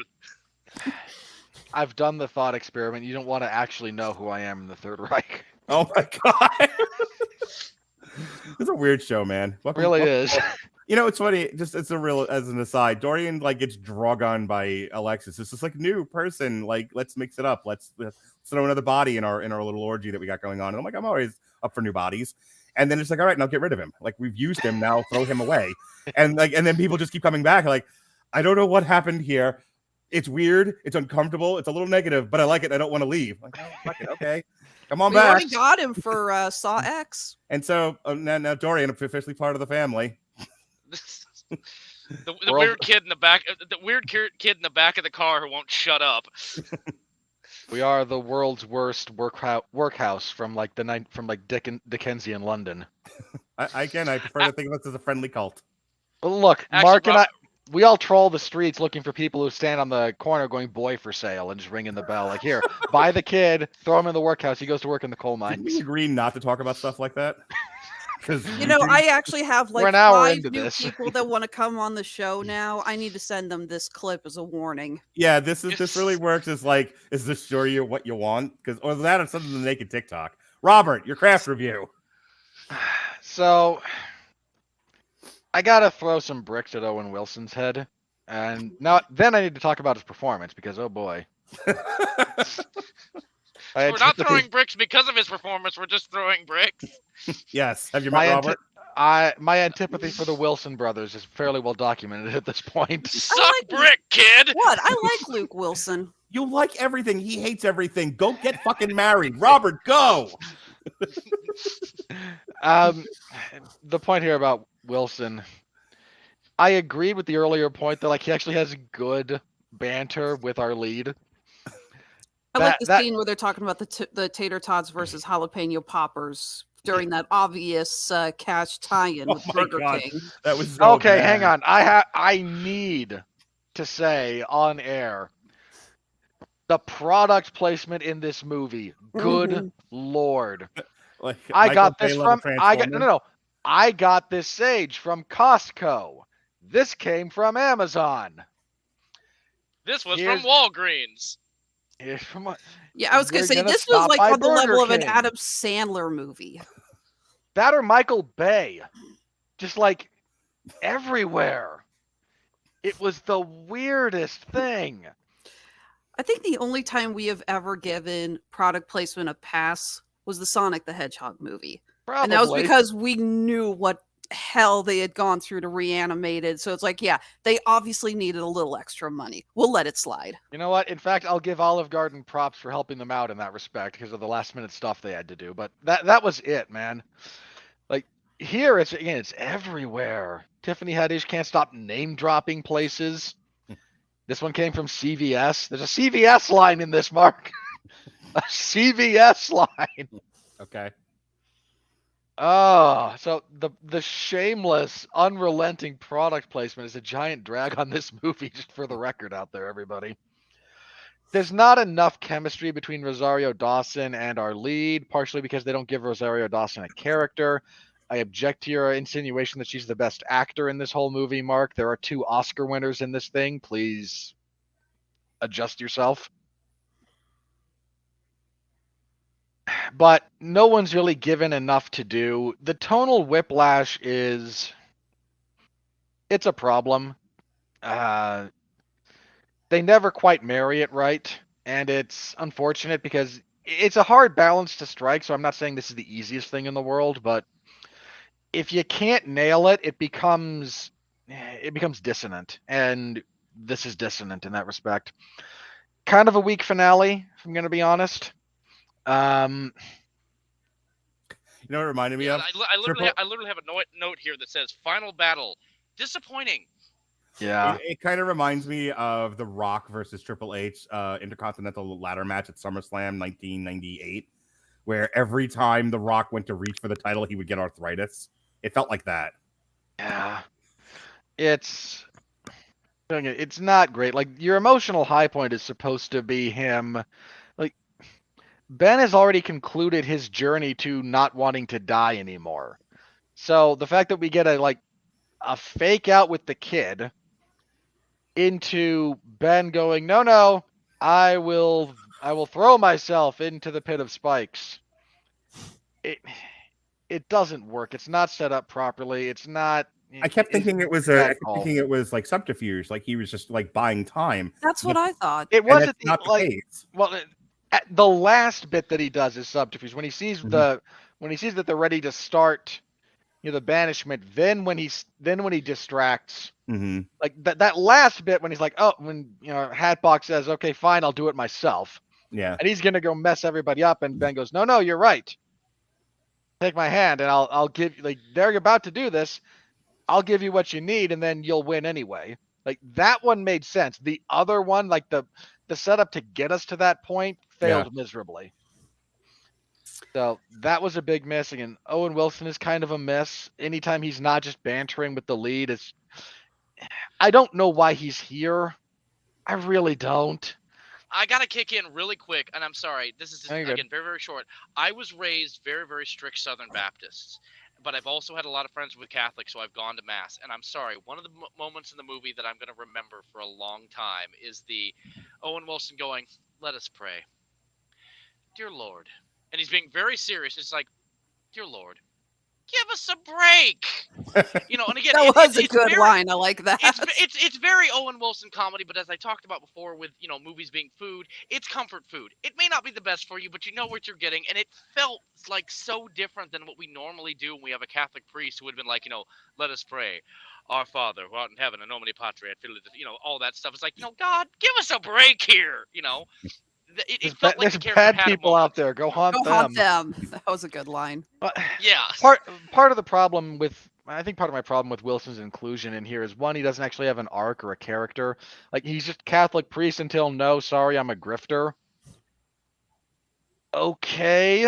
Yeah. You can see Russia from your house. I felt that. I had a note here that was like, it would have been more interesting, and this maybe would have been too serious for a Disney kids kind of movie if they had played it like, yeah, I am a Catholic priest, and technically at the same time I was a Catholic priest. I believe in ghosts. I believe these things happen, and that wasn't cool with Rome, so they dethroned me. And, I'm not a priest. Dethrocked, sorry. And, but he still has his belief, and that way you could have taken Tiffany Haddish's and his character arc of Tiffany Haddish has the gift but doesn't believe in herself. Owen Wilson has been in that position where you are a powerful man of God, but now he has to realize it's not about what other people say, it's about what you believe in your heart. It would have been nice to have like a Guardians of the Galaxy moment. It would have been nice to have that Guardians of the Galaxy moment. Like, we're all losers. We've all lost something. This is our moment to reclaim it for ourselves and ascend. Like something along those lines. I kind of thought that's where they were going, since again, Guardians of the Galaxy is Disney too, and I'm like, well, Rise of Skywalker, you ripped off half the end of Endgame. Just rip off Guardians of the Galaxy while we're in Haunted Mansion. Here we are. Yep. That's a Star Wars. You're doing a Star Wars. I will say, there were a lot of parts of the movie I did like, and there was mostly any part that focused solely on the house. Yeah. I loved the scene of them going outside and seeing, or Ben goes outside in his dream and sees the hitchhiking ghosts. I loved Jamie Lee Curtis as Madame Leota. I thought she did a really good job with it. I love the scene with the stretching portraits. I love how they worked in the dueling brothers. Yeah. I love the scene at the end where you have the waltzing ghosts in the air above the organ. Those who are fans of the right, again, Mark, your wife's not the only one. When I went to Disney World 2 years ago, I made a beeline. First ride I went on was Haunted Mansion. I was like, okay, boom, that's the one I'm getting in line with first. Yep. And I still remember the line, again, that ride broke down all the time because it's so easy to get out of the Doom buggies. And I remember that thing, they shut it down, but they shut it down when I was going around the corner between the graveyard and the hitchhiking ghosts. So I could have had a moment for a picture because you can't use flash photography on the ride. Jump in here, Robert. We're at like 100 hour and 20 minutes, so wrap up. On the off chance that what I've talked about here comes across as overly negative, let me steal Mark's bit here. This movie's fine. Like, for what it is, it's got problems, but it's a mostly effective introduction for like low stakes horror. It's a little goofy. It doesn't take itself too seriously. It maybe could have stood to take itself a little more seriously than it does, but again, for what it is, like, I don't think you need. I'm with you, Mark. I don't think you need to see it in theaters. But this is not we just went over the list of like other Disney ride attraction movies that they've made. This is not the worst. No, it's. I mean, I don't think it's as good as Jungle Cruise, and it's not as No. good as Pirates of the Caribbean, but it's better than Tomorrowland. Definitely. By a wide margin. Yeah. Yeah, this is good what I call gateway horror. Yeah, for sure. Like if you want to introduce a 7 or 8 year old to horror genre, and you're not me and want to do it at 4, then this is perfectly fine. Movies like Nightmare Before Christmas, Coraline. We covered this when we reviewed Scary Stories to Tell in the Dark. We said that was really good gateway horror. Yep. All right. With that said, yes, sir. No, go ahead. Finish up. So I got one more thing, but I will do this quick. And I just want to really, really quick, as a horror fan, talk about the villain. I felt that it was horribly underdeveloped. Agreed. With everything that I've heard from my friends who have gone on the ride, it's like, Hatbox Guy is a huge thing. And again, I know we're trying to wrap up, and a lot of people have already seen the movie, probably agree with me, or if you're going to see the movie, you'll agree with me. But very, very quickly, was it just me, or did he look like the Grinch? Somebody else mentioned that to me. Like I said, I'm glad the Hatbox Ghost was the villain. That was a good choice for the villain, but admittedly, they did underplay it a little bit. It should have been a lot. I can't believe I'm saying this about a Jared Leto performance, but we needed it to be more over the top. A little bit, yeah, and a little bit more defined. Like there were so many things they could have done with it. But again, the first time you see him in the Hatbox was his face is backlit. It's like all yellow. And I was like looking at the design. I was like, oh man, are they like homaging Lon Chaney's Phantom of the Opera? Very much. Less. I want to throw something at you. Paul Rubens just passed away, otherwise known as Pee Wee Herman. Long are the days lost of this Big level Bertha. of horror. You knew where I was going with this.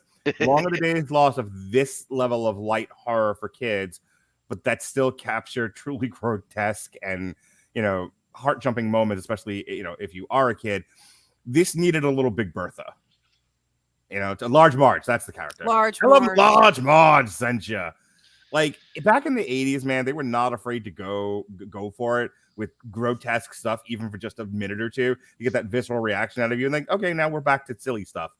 This needed that. They needed the occasional make a 7-year-old shit his pants moment, and I think you would have had it. And this movie, much to Disney's chagrin, and a lot of the stuff that Disney's been doing lately, like they just don't. They're too safe.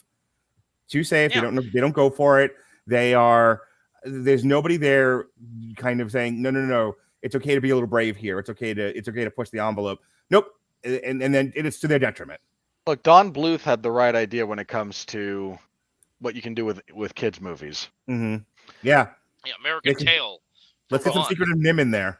Well, for those of All you, Dogs Go to Heaven, the scene where Charlie goes to hell in his nightmare. Right. for the record, for those of you who don't know the quote in question, Bluth's quote was basically, as long as you give kids a happy ending, they will rebound from any number of horrible things you show them. Yeah, we all survive from the never-ending story. Dorian, was there anything else before I can go on? Oh yeah, no, just very, very quickly. That scene is so much worse in the book, by the way. I believe it.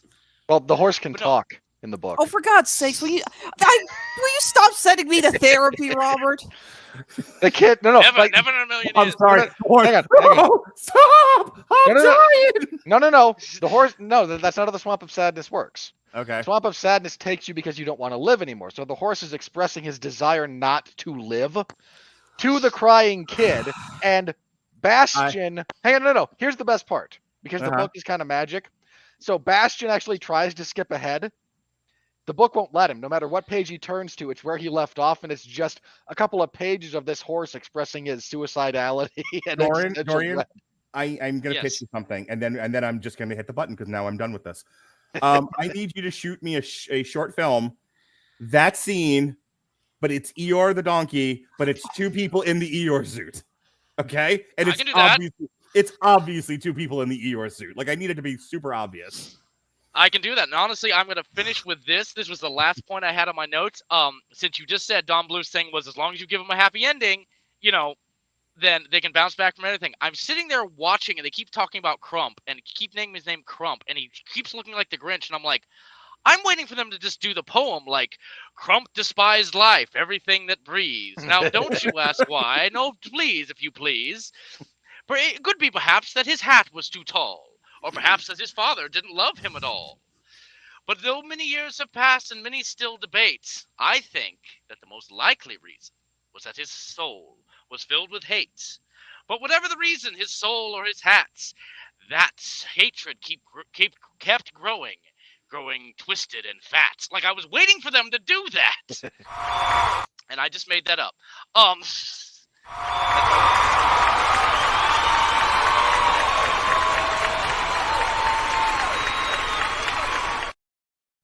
Mark, did you press that button at the same time?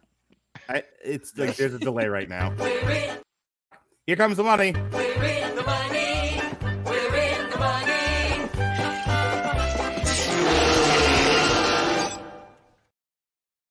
That was brilliant, by the way, Dorian. You're welcome addition to the show. On a budget of Marvel money at $150 million, this thing has made a paltry, embarrassing, bankrupting $35.6 million. Yeah, really unfortunate. Yeah. Well, hang on. Second, one of the other that's been kind of a theme this year. There have been a handful of movies that have kind of fallen very flat on their face that, look, again, is this a great movie? No. Does it deserve to bomb as hard as it's bombing? Probably not. As of July 30th, 2023, in the year of our Lord, Haunted Mansion grossed $24.1 million in the U.S. and Canada and $9.1 million in other territories like China for a worldwide gross of $33.2. U.S. and Canada, Haunted Mansion, released alongside Talk to Me, was projected to gross 25 to 30 million from almost 4,000 theaters in its opening weekend, though a debut of 20 to 25 million had also been noted as possible. It made 9.9 on its first day, including 3.1 from Wednesday and Thursday night previews. It went on to debut 24.6 million, finishing in third. Yes! Given its $150 million production budget, Variety opined the opening was not a great result for a kid-centric tentpole, and the film should have opened around Halloween. I want to take a moment and say, fuck off. We get horror all year round from January to December. If we're gonna do if it came out around Halloween, it would have done better. No, it wouldn't have. The problem is not you're tying it to a holiday. The problem is, again, convincing people to leave their home to see something that'll in 30 days be on their television. Well, it's also worth pointing out that anyway, stop. Robert, go, and then Alexis. In fairness to that point, I'm one of those guys who says, horror can exist outside of the month of October. Yeah. Unless you're going super counter programming, and this is not like the type of horror that hits via counter programming is the more extreme.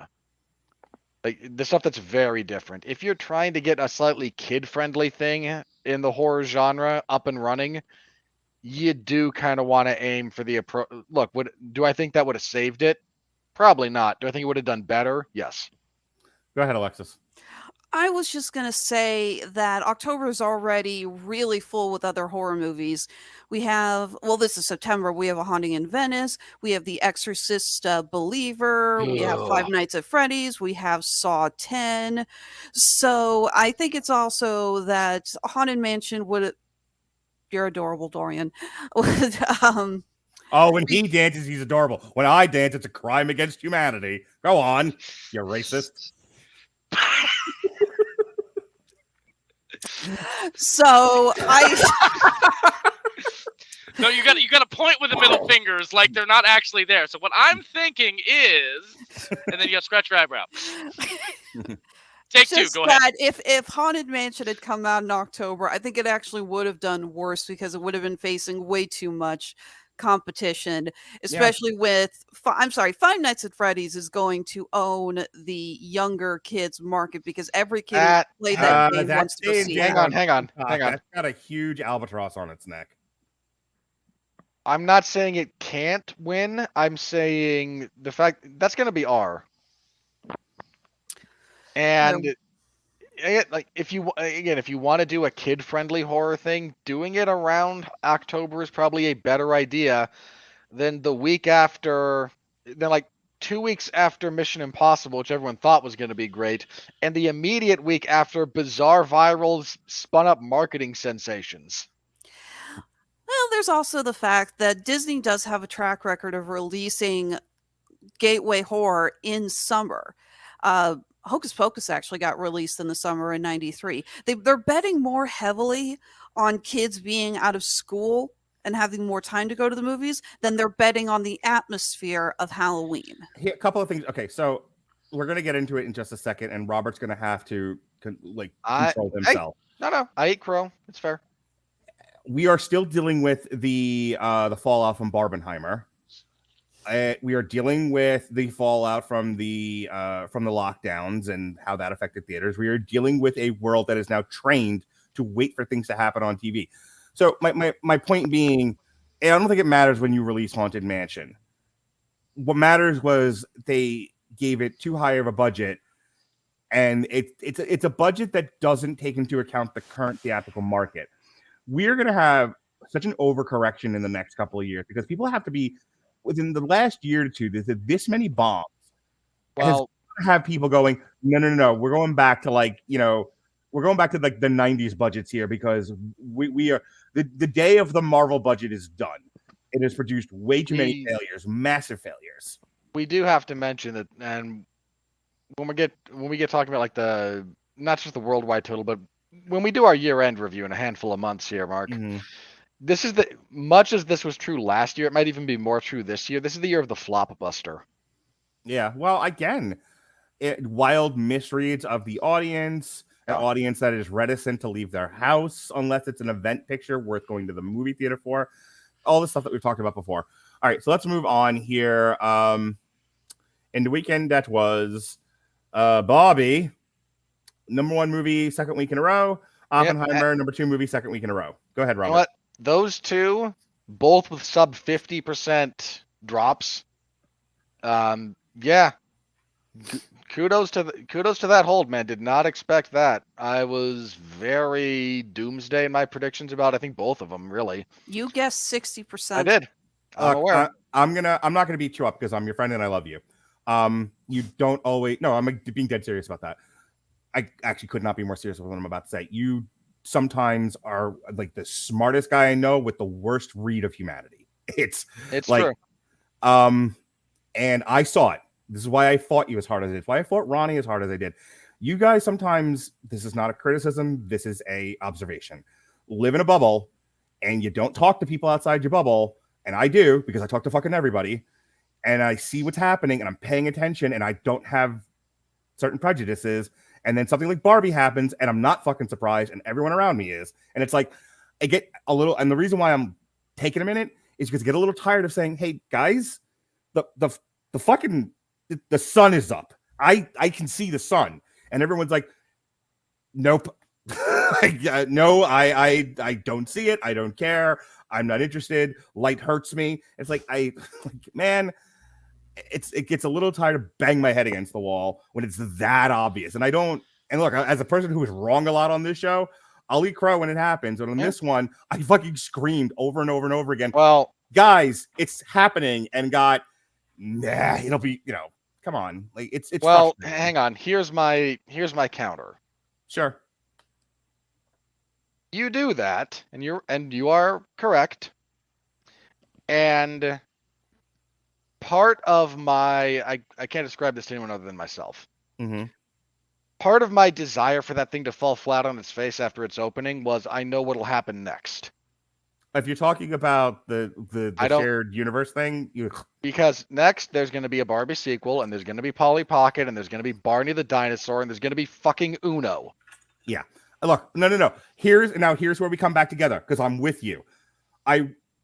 This as much as I'm like, I'll make all the money, do all the things, whatever. There are times where I'm like, can we please not step on our own dick, Hollywood, and learn all the wrong lessons from your one success this in the year of our Lord 2023? Is there any possible way we could not be the dumb? And we can't. And it's just so like between you guys and Hollywood, I am in a frustration sandwich, and I'm just the meat. Yeah, here's Mattel just shotgunning everything they own at us. Yeah, the shotgun makeup, or the makeup shotgun, rather. That is set for horror. And I could not think of a better description of Hollywood. Well, I mean, case in point, very, very quickly, and again, I'm not trying to derail either of you guys. No, that something that I've been witnessing a lot is that, yeah, Barbie's a cash grab, and we know that.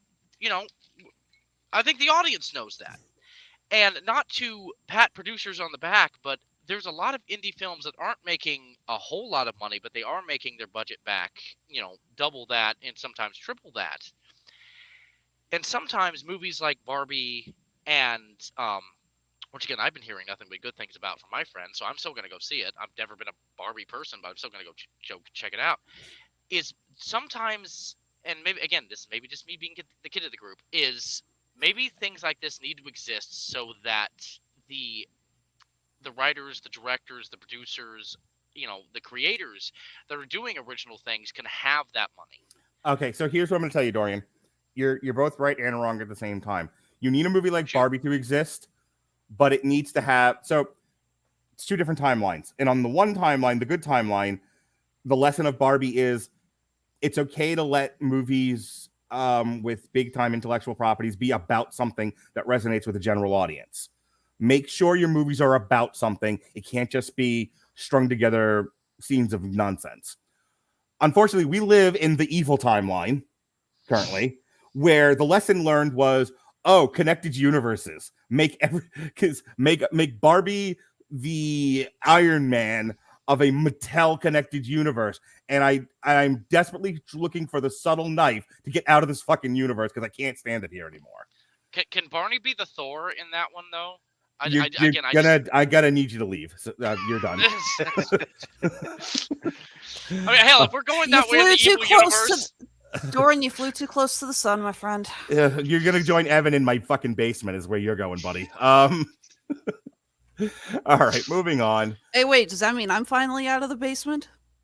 If you keep your mouth shut, maybe. Oh, well, you're screwed then, Alexis. Sorry.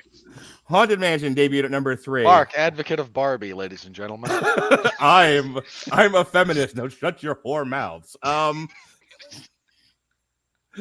Joss Whedon entered the chat, but here we are. Speaking of which, The Sound of Freedom dropped from 3 to 4. We can finally stop hearing about that. For the record, though, speaking of smaller budgeted movies doing very, very well, Sound of Freedom, man. Like, not talking about the content. Right. Yeah. No, we got just budget to return. And finding an audience. Mission Impossible. Speaking of bombs, 4 to 5. Yeah. Boy, hey. So my first 2 minutes yelling at Robert and saying, "Why won't anyone put? No one listens to Pete." All right, I'll throw myself in front of the fucking train. All year I've been talking about how Mission Impossible is going to eat everyone's lunch, and it did, and then promptly threw it back up on the hot girl. Yikes. Yeah. Oh, for the record, David, thank you. You're welcome. That's what I'm here for. For the record, briefly aside, I tend to think, Mark, you're right. I do think Barbie's it probably does cross the $1 billion mark before it's all said and done at this point. All the trades said that after this weekend coming up, I'm about to get there, but it's at 700 million now, so it's over $1 billion next week. Who would have thought Barbie would be 2 weeks? It's like, who would have thought Barbie would be the movie to make more than the Super Mario Brothers movie? Hang on. I'm not sure it does that. Well, the other thing I was going to tell you is I got asked a lot this. People heard Ronnie and I talking Barbie, and look, no offense to Ronnie. Ronnie is awesome. I love Ronnie. Some stuff is great to talk about with Ronnie. Some stuff not so much. And everyone was like, why didn't you get Robert to do it? Here's the thing. Couple of things. One, he said no. Then the second question, why didn't you get Alexis to do it? Because she has a vagina, Barbie has a vagina. Same, right? And I'm like, she said no. Leave me the fuck alone, people. Here's the argument that I made back. Had we known that Barbie was happening, I still might not have been able to get Robert, because at some point he's going to go fucking Michael Douglas on me in a tank and be like, I'm done. What is the movie I'm thinking of? Walking or standing. Falling It's a down. Schumacher Falling film. down. Falling down. That's Falling it. down. At some point, if I press on Robert too much, he's going to go falling down on me and show up in Tampa with a machine gun. So maybe not so much, but I think I probably could have recruited Alexis had we known that Barbie was going to be a fucking happening and it was going to be a cultural phenomenon. I think you asked me, and I just actually said I wanted to didn't I say, like, originally I wanted to discuss Oppenheimer since we thought they were coming out on the same weekend? I'm trying to remember. The point of it was nobody wanted to do Barbie, and we all thought it was going to suck dick. And then it's like, oh, it turns out it's a cultural happening, and now I need someone to like smash the ball back at me. And there was nobody. Look, let me just for the record, to anyone out there who said to Mark, why didn't you get Robert on this? One, I have a grandfathered exemption for that from 5 years ago when that movie was supposed to come out in like 2016. We covered He that. does. Hey, hang on. That's one.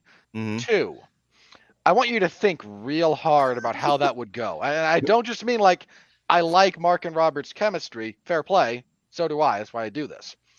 But I want you, audience member, to think, what would a conversation between Mark, with Mark being Mark, and me being me about that movie look like? And if the answer is a train wreck, you don't actually want it. Okay, so I want to share something that my wife said to me, because we've been talking about me, you, chemistry podcast. She shows you and Jesse. She's talking about me. So you and Jesse, Mark and Jesse, are Shawn Michaels and Triple H. You and Robert are Shawn Michaels and Bret Hart. And had we done Barbie, it would have been specifically Shawn Michaels, Bret Hart, Survivor Series 1997. It would have been the Montreal screw job. You would have. Are you ready to rumble? It would have been. We would have been potatoing each other, and one of us would have broken monitors. I gotta say, I didn't think that's where Robert was going with the whole, like, imagine the conversation. For anyone who said that, here's what I want to say to you. I was expecting him to go full Taken. Like, I don't know who you are. I don't know why you say this. But I have a certain set of skills. Skills I've acquired over years. So he settled back in his chair, and his face kind of got dark, and I was like, oh God, he's going full Taken. Shit. Everyone, all decks, brace for impact.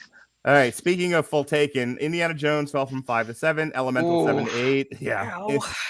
Insidious 6 to 9, and Spider-Man Across the Spider-Verse 8 to 10. The first Slam Dunk debuted at 11. UFC 91 Poirier versus Gaethje 2. You know what? Good was hang 15. On. The fact that they show those on occasion and they don't do horribly is, you know what? Yeah. Not a bad thing. It's a funny thing that's what draws people to the theater. The Essential Church debuted at 17. Dude, if I didn't hate being around other people, I would absolutely go watch a UFC fight on the big screen. I used to watch boxing. My wife and I actually went the first time Canelo was on pay-per-view, we saw that in the theater. I saw Brock get beat up by a Mexican in the theater, and then a theater full of Mexicans cheer, which was fun for myself and my pregnant wife. While you wept. Oh yeah, well I was like naked on the ground crying and peeing on myself. We all have our gods. Anyway, like you. Yep. Bobby Wine, the People's President, debuted at 28. Kokomo City, 30. The Unknown Country, 32. Sympathy for the Devil, that's 36. the new Nicolas Cage film. Yep. The Beast at 37, and that was The Weeknd. All right. And speaking of The Weeknd, check out me and Robert talking about The Idol. What weekend? The worldwide box office. Because I believe it. I believe in that movie. I advocate violence against The Weeknd. Super Mario still number 1. Guardian still number 2 at 845, and Barbie at 795, taking the number 3 spot. Yes, my loves, it will be over $1 billion by the time we talk about the next movie. Again, whether or not it beats Mario, I think remains to be seen, but it's hitting $1 billion. Spider-Man is number 5 with Spider-Man. Oh, hang on. Spider-Man is going to age horribly, by the way. Yeah. That movie. Well, when you're basically the first half of a story, and your second half is indefinitely delayed. Yeah. That next one's possibly gonna fucking bomb because someone's gonna remember it. By the time it actually gets made, yeah. Right, yeah. The Little Mermaid stuck in 5 at number 6. Fentanyl Corpse Mania is stuck at number 7 at 476. Little Mermaid and Quantum Mania, just two fentanyl zombies next to each other on Wall Street, just leaning against the wall, leaning against a building. And joining the detox is Mission Impossible: Dead Reckoning at 449. Yeah. Dude, that movie might not hit 500. Think about that for just a second. Yep. Transformers: Rise of the Beast, 429, and then rounding up the top 10 is John Wick, Chapter 4. But chasing it quick on its tail, Oppenheimer, part of the Barbenheimer experience, which collectively have made over $1 billion at this point. Oppenheimer's going to crack the top 10, and you know the nice thing about Oppenheimer?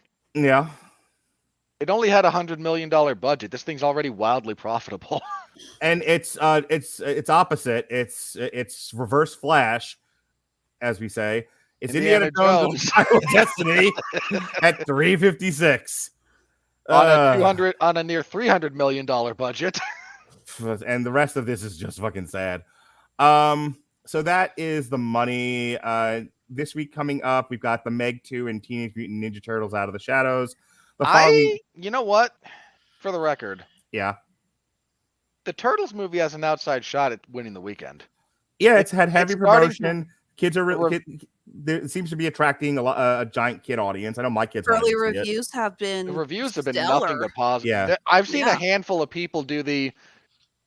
I've seen, if it was just one reviewer, I would have dismissed it. But there's a couple that have been like, if Spider-Verse was your best animated movie of the year, you're going to rethink that. And I tend to take that seriously. So either Barbie's going to three-peat or it's going to be Turtles. One of the two. Yeah. It will be the Meg, I'll tell you that much. But we are reviewing the Meg next week. The following week... We are going to have some fun with a schlock fest. It'll be a good time.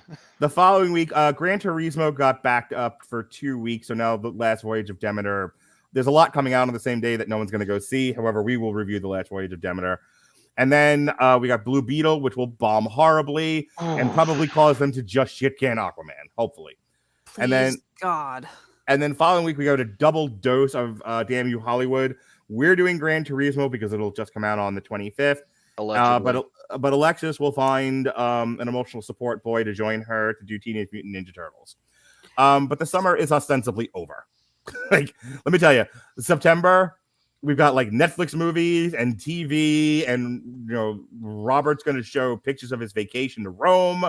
Like nothing until The Expendables, which is the end of September. It's like the tradition of Sucktember continues. It certainly does. September is generally speaking where we catch up.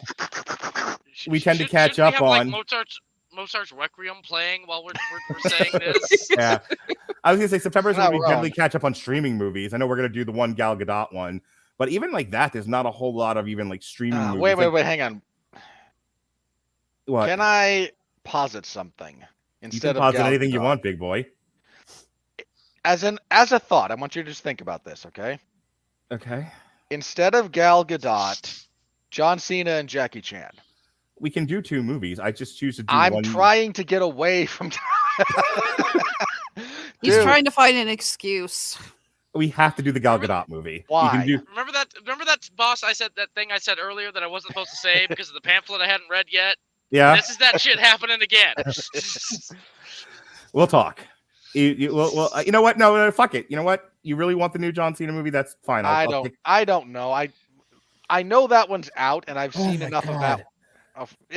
We can talk about this later when you're not tired and cranky. No, it's not that I'm tired and cranky. It's like I want. Okay, I give. I don't know if I want it. Make up your fucking mind. I give so much, and no one gives back. It's like, this is the worst domestic partnership in my life. Let me tell you something, Dorian. That's not true. Okay, no, really quick. I got a joke for you guys. This is from some of the fans that are actually watching right now. Yes. They broke down who the 4 of us are because if you guys remember, we have done this before. Okay. I'm all yours. And so Mark is the dad who is taking us all on vacation. Is just a little bit tired. Stay with me. Robert is the 30-something mom who is just always kind of in a bitchy mood. Not wrong. So far, 100%. Facts. Alexis, stand by. I am so sorry for this. This is not supposed to be an insult because none of these people have met you. They called you the drunk aunt who became drunk on the trip so she didn't have to listen to mom and dad. Also true. So and far, I'm the little kid in the background who won't shut up, but hey, he's cute, so we'll just let it slide. I'm going to need you to, when you come on Last Voyage of Demeter and you got to no-sell it, it's always funnier when you no-sell it and you don't draw attention to it. Big lolly, okay? I need a big lolly in your hand in every fucking shot. Yeah, exactly. Thank you. Does that mean I need a bottle of booze in mine? I would help. I'm having a thought here, Mark. Won't say we review. We were talking about Pirates of the Caribbean and bring it back. Also, not the first time people have thought Robin and I were in a slightly awkward marriage. So, sorry, what I got a kick out of it, and I'm sorry, then I swear to God, I'll shut up and let you end this. Yeah. It was just like, I could see, okay, Mr. Radulich is his dad. Yeah, no, I feel that. But then it was like, Robert as the mid-30s kind of bitchy yoga mom. Sorry, I left that part out. Bitchy yoga mom. And I was just like... So then again, being a visual person, I've got this like hot 30-something body on you, but your head, where you're doing like downward-facing dog, and I'm like, why would someone do this to me? That's the worst. Whoever did that to you should apologize. Who did do that? Well- Okay, seriously, Dorian, who said this? I will not say their name on air, just in case they were meaning this as a personal joke, and just to protect them. Is this members of the crew at all? No, he just Yes. said no. God, Jesus. All right, we're gonna move this on. Well, no, again, it's not someone you know, so don't Okay. worry. All right, and You kill him later. all right. So as far as projections go, then we'll go right into the last bit of this because we're almost at 2 hours now. The Haunted Mansion should not be more than a 2-hour fucking review. This ain't Oppenheimer. It was a 2-hour movie though that didn't need to be 2 hours. That also, like I said, either Barbie or Turtles, and then I think by then we're done with Barbie and probably Last Wave Demeter is the number one, and then it's just whatever the new movie is until something good comes out. With that said, ladies and gentlemen, the critical review.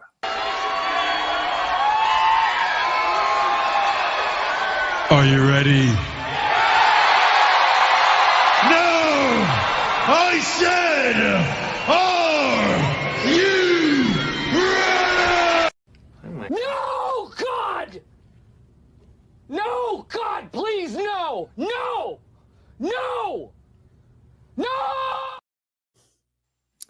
All right, and that tracks for me because I can totally see the like paid critics being like, "What the fuck? I don't want to watch movies like this anymore," and people not critically thinking about it but having a good time. I mean, I had a full theater full of middle-aged people, families, Mhm. kids, and they're all having a grand old time. Like, this is not a think piece. This was a movie.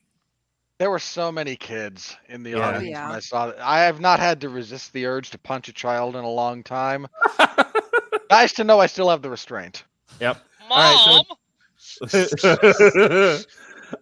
it's 41% with all critics, and then when we shift the top critics, yikes almighty. Ooh. Yeah. Again, there's too many craft issues for me to give it a full-on pass. When I say it's fine, like it's not offensively bad, but I don't know. 28 feels like a lot of just angry people. Like by this point, I figure the summer season starts in May. We are now, when you move into August, this is now like fucking 4 months. Like June, July, we're now in like 3 months of this. People are just like exhausted. Like, we're done. Stop with the big blockbusters already. Like, move on. Let's get back to gay cowboys eating pudding. Go ahead, Alexis. I'm interested to see how many reviews we read. We can actually figure out they've probably never even been on the Haunted Mansion ride, or even let alone set foot in a Disney park. Verified audience is 83%, and then all audiences drops at only 3%. So yeah, most people. This is a crowd pleaser, not a critic pleaser. Yeah, Not the end of the world. Yep. All right. Let's see here. TT Stern NZ of WXIX TV, Cincinnati, Ohio, top critic, didn't know what kind of movie this was supposed to be. It feels like a cash grab. I was bored. Sir, no one's interested in your fucking existential crisis. Jesus Christ. If you have to pad out your word count to a minimum with just repeating bored, that speaks more to you than it does the movie. Hosea Teal of Film Threat. Haunted Mansion captures many of the motifs and visuals of the classic dark ride, but fails to transcend those visuals into a spooktacular. Your review is invalid when you use spooktacular fuckface. Oi. Film viewing every October. Now who's being the bitchy yoga mom? I'm the angry dad, and I'm allowed to say that. I'm just saying. You're being... Okay, at this point, Mark's been driving us for like 4 hours, and we've all been bitching about needing to pee, and since Alexis has been drinking more, she needs to pee more, so he's angry. Mom wouldn't let me go to the strip joint for just an hour. Can confirm. Johnny K's Monica Fanboys of the Universe. I don't care if you go to the strip club. That's why we're still married. The film ended up leaving me with a ton of questions. Really? Are you borderline? Never mind. Why am I watching this? Who is this for? What random, vaguely Eastern European accent is Jamie Lee Curtis going to attempt in her next scene? And why is Jared Leto? All right. You know what? Jamie Lee Curtis at least looked like she was having fun. Yes. Okay. I get her accent was weird, but she was enjoying herself, Oh, hell yeah. clearly. I appreciate a good existential crisis as much as the next guy, but please don't shoehorn it into your movie review of The Haunted Mansion. It is utterly unfit to be here. And also, since it's Disney, I'll do you one better. Why is Jared Leto? I'll do you one better. What is Jared Leto? But we still don't know the answer to either of those questions, No. actually. No, but again, it's a better question. I don't know. All right. Dorian's The real question is, how is Jared Leto? Kevin Carr, a fat guy at the movies. Kevin. Better than the 2003 version. You think, you fucking asshole. But not as good as the Muppet one from 2021. Also true. Also true. I was going to say, plug. Mark and I actually did review that in a triple feature. What did we cover? We covered that. My Little Pony, Rah Rah, or An Angry Mob. And Scooby-Doo meets Courage the Cowardly Dog. That's the one. Has some fun moments, but wears thin. Mark deciding that vigilante justice and that's what Mark took away from My Little Pony is we need to form a mob. he was Homer Simpson in that episode where Homer becomes the mob leader. Like that is the only memorable part of that vacation I was on with my kids, by the way, was watching My Little Pony. You're supposed to be getting my saxophone back. We were working on getting your saxophone back, but the mob has branched out into other things, like literacy programs for the local establishment. World domination. Did I say world domination? Thank you. Future ex Mr. Alexis Hejna, Jeremy Johns or JeremyJohns.com. LaKeith Stanfield makes me want to like this movie more than I actually did. This is why we make fun of him, Alexis. This is your fault. That is a bad poll. Again, I'm thinking that was a bad poll, not a... I'm sorry, can we just acknowledge that the Rotten Tomato algorithm is full of shit? It has issues. Friend of the show, Jeffrey Harris, 401 Mania. Jeff. Haunted Mansion is decently enjoyable. It works as an amusing cinematic tribute to the theme park attraction with a solid cast and some surprisingly genuine emotional moments. All right, Jeff, you can still be our friend. That's kind of where we landed. I mean, yeah. I found the emotion a bit overblown and hammy, but props for. I suppose they get points for trying because how many of these movies don't even? The best in future, ex Mrs. Winfree, Carlo Renata, the curvy film critic. You'll get your girl. Get your girl, Robert. Despite a few missteps here and there, Disney's The Haunted Mansion is welcomed, entertaining addition to the summer blockbuster schedule while providing a healing lesson along the way, yet asking if grief paralyzes or empowers those left behind. I'm glad you're enjoying the Oprah books in your book club, lady. Oi. Mark, for the record. Yes, sir. We both know you chose her in the friendship divorce after she and I broke up. She does meet the minimum criteria. Let's see here. I forgot to purr for that. She does meet the minimum criteria. Let's see here. Daniel Salzman of Salty at the Movies. Haunted Mansion is the newest film to adapt the Disney ride for the big screen, but this comedy is too long and fails to deliver the laughs. You're friends with Kevin Carr, aren't you, asshole? The first half of that sentence is utterly unnecessary. Who's your editor? All right, you don't have one. Yeah. Self-employed loser. Thank you. Ooh, you said the thing. You said the thing. I haven't said it in a long time. I figured I could bring it back for a nostalgia pop on occasion. Thank you. Do you feel better, Mom? I'd feel better if Mark would ask for directions instead of... I know where I'm going. Dorian, you have unleashed. We're really leaning into the gimmick, buddy. Speaking of our next review will be done entirely in roleplay for therapeutic purposes. I need to find stronger alcohol for that. Speaking of leaning into the gimmick, Travis Hobson to lose 20 pounds. Travis Hobson of Punch Drunk Critics. It leaves an impression as wispy as a ghost. I don't wish violence on any of these people. I'm not that guy, but oi, someone hit him with a salmon. As the guy. Salmon nothing. Break out the freaking bluefin. As the guy who does on occasion encourage violence against these people, I'm happy to co-sign on fish-related incidents involving this guy. Friend of Whitney Seibold, who's friends of the show. William Bibiani of The Film Verdict. There are worse films than Haunted Mansion. There certainly are, Billy. At least one of them is also called Haunted Mansion. But there are much better films as well, and some of them even know how Burger King works. I haven't listened to his podcast in a while. Sorry, just really quick. Yeah, that kind of must be too, but I wasn't going to like slow down the show asking it. But since we're here and someone else brought it up, does Burger King and anywhere serve jalapeno poppers? Because I'm missing out. I don't eat Burger King. I don't know. I mean, I know they got like mozzarella sticks. I don't know if they got jalapeno poppers. They got chicken fries. I don't think they have jalapeno. Yo, the chicken fries are the best thing at Burger King. I'll fucking. Haunted Mansion was a lie. They said jalapeno. Hang on. I'm pulling it up on DoorDash. All right, while you do that, and for the record, I'm not gonna fight you about chicken fingers, Mark. Lauren Coates of the Mary Sue Robert Winfree of the Screaming Boy podcast. An odd mixture of homages and to the ride, earnest emotional storytelling, and conventional studio quirkiness that, though not always elegantly strung together, makes for a fun, unexpected, and often delightful ode to a Disney classic. No, yeah, I got to shout in here because, again, a lot of the people that are watching this that are my friends and hell, I can't even say this word, fans, told me the same thing. The few I checked in on said that this movie did do a lot of homage and Easter eggs, and that's why they loved it. So many, like most of the ghost designs you can see from the ride. All of the tombstone and the gags on the tombstones are from. I love that they included that when they go to Crump Manor. That was a nice touch. They absolutely and set design very much got that like right. I said, when they actually there's a lot they got right. Like so, when they actually showed the mansion and homage the ride, it was good. Yeah. Oh, and for the record, they do not have tater tots or jalapeno poppers. They have French fries and onion rings. All right. The movie is a lie. Speaking of the movie is a lie, Kate Sanchez of But Why Though? A geek community, the worst community, a community I loathe. I'm sorry. I got lost myself there for a moment. Haunted Mansion is a conveyor belt of a film. Step into it, strap in, and just let the haunting atmosphere, spooky humor, and all ages spin take you for a ride that is absolutely fun.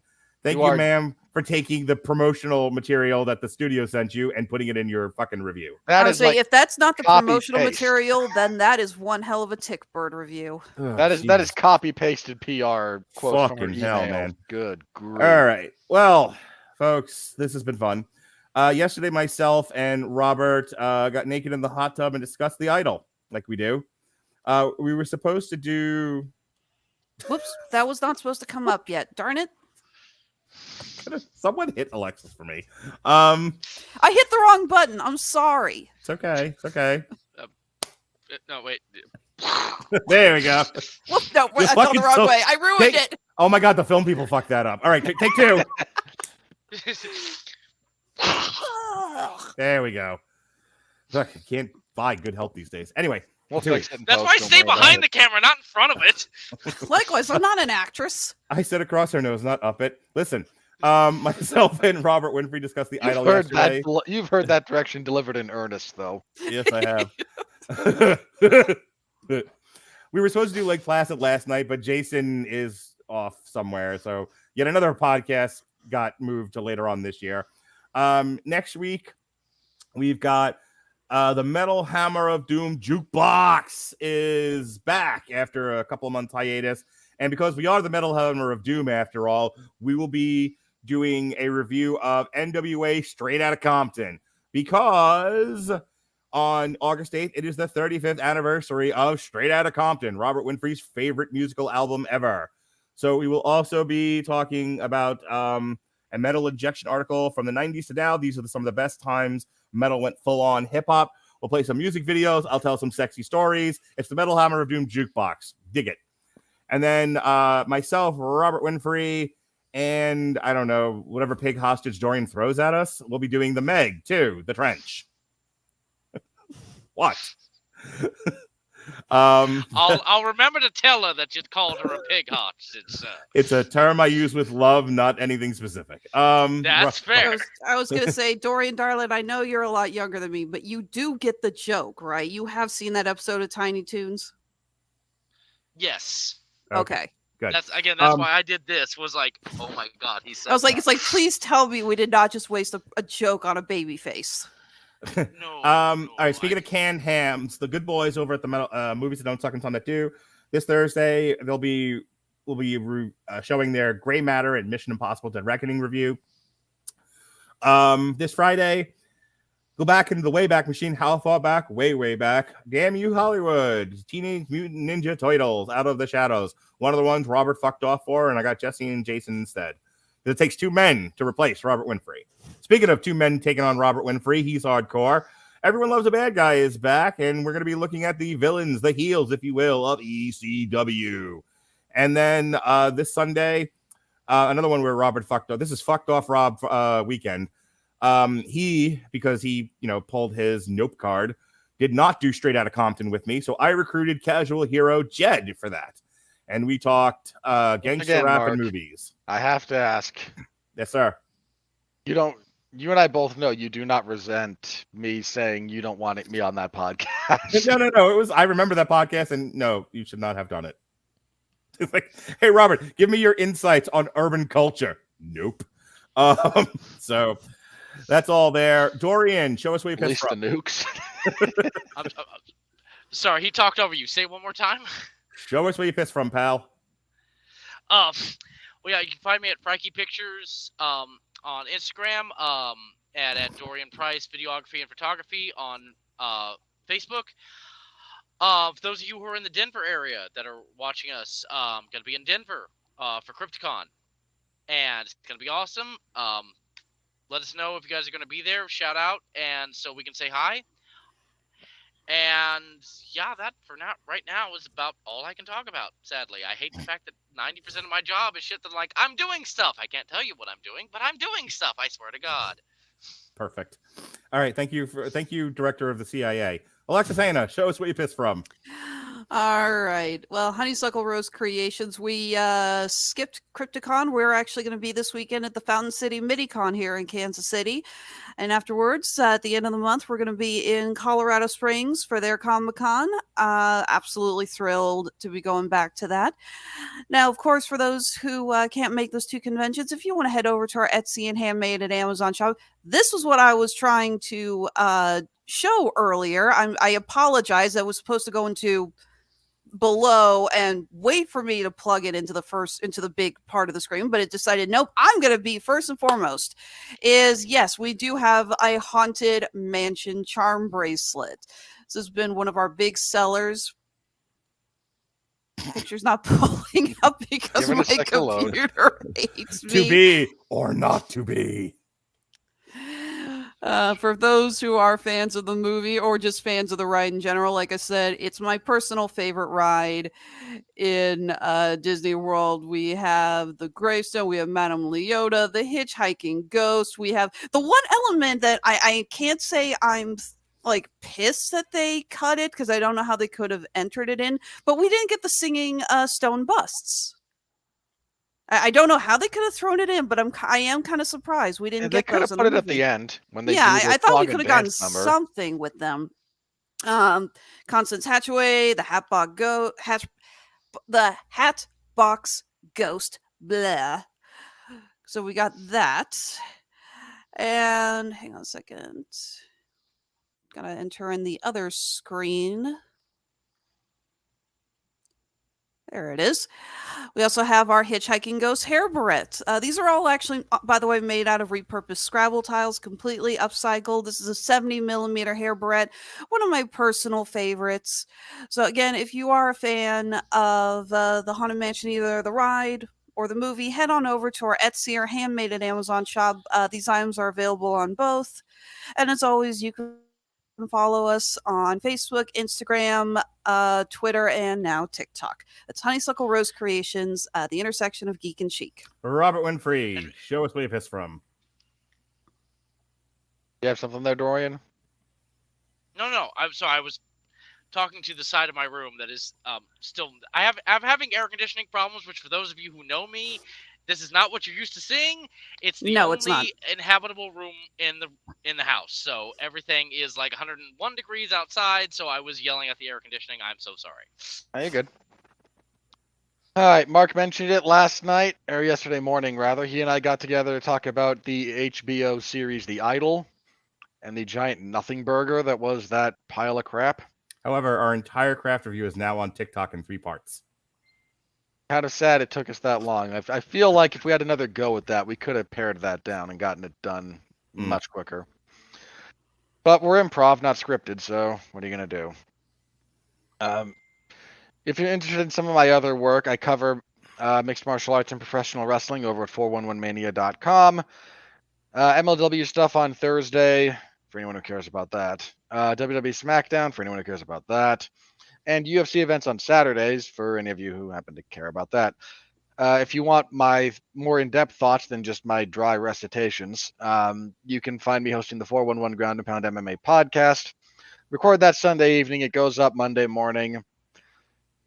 So this last week was a review of UFC 291, pretty big pay-per-view from Saturday, and then some boxing talk because good week for boxing. And news of the week and a preview of the upcoming event and whatnot. That's kind of the swing for that show. So give that a listen if you're so inclined. And yeah, you can find me back here next week where we'll be talking about the Meg 2. Because one was not enough, Mark. One was not enough. No, now we got a whole bunch. All right, folks. This has been fun. I want to thank Dorian for hanging out with us again, for joining our podcast. For Alexis, Hejna, for Robert Winfree, I'm everyone's dad. Be well, be safe, and behave.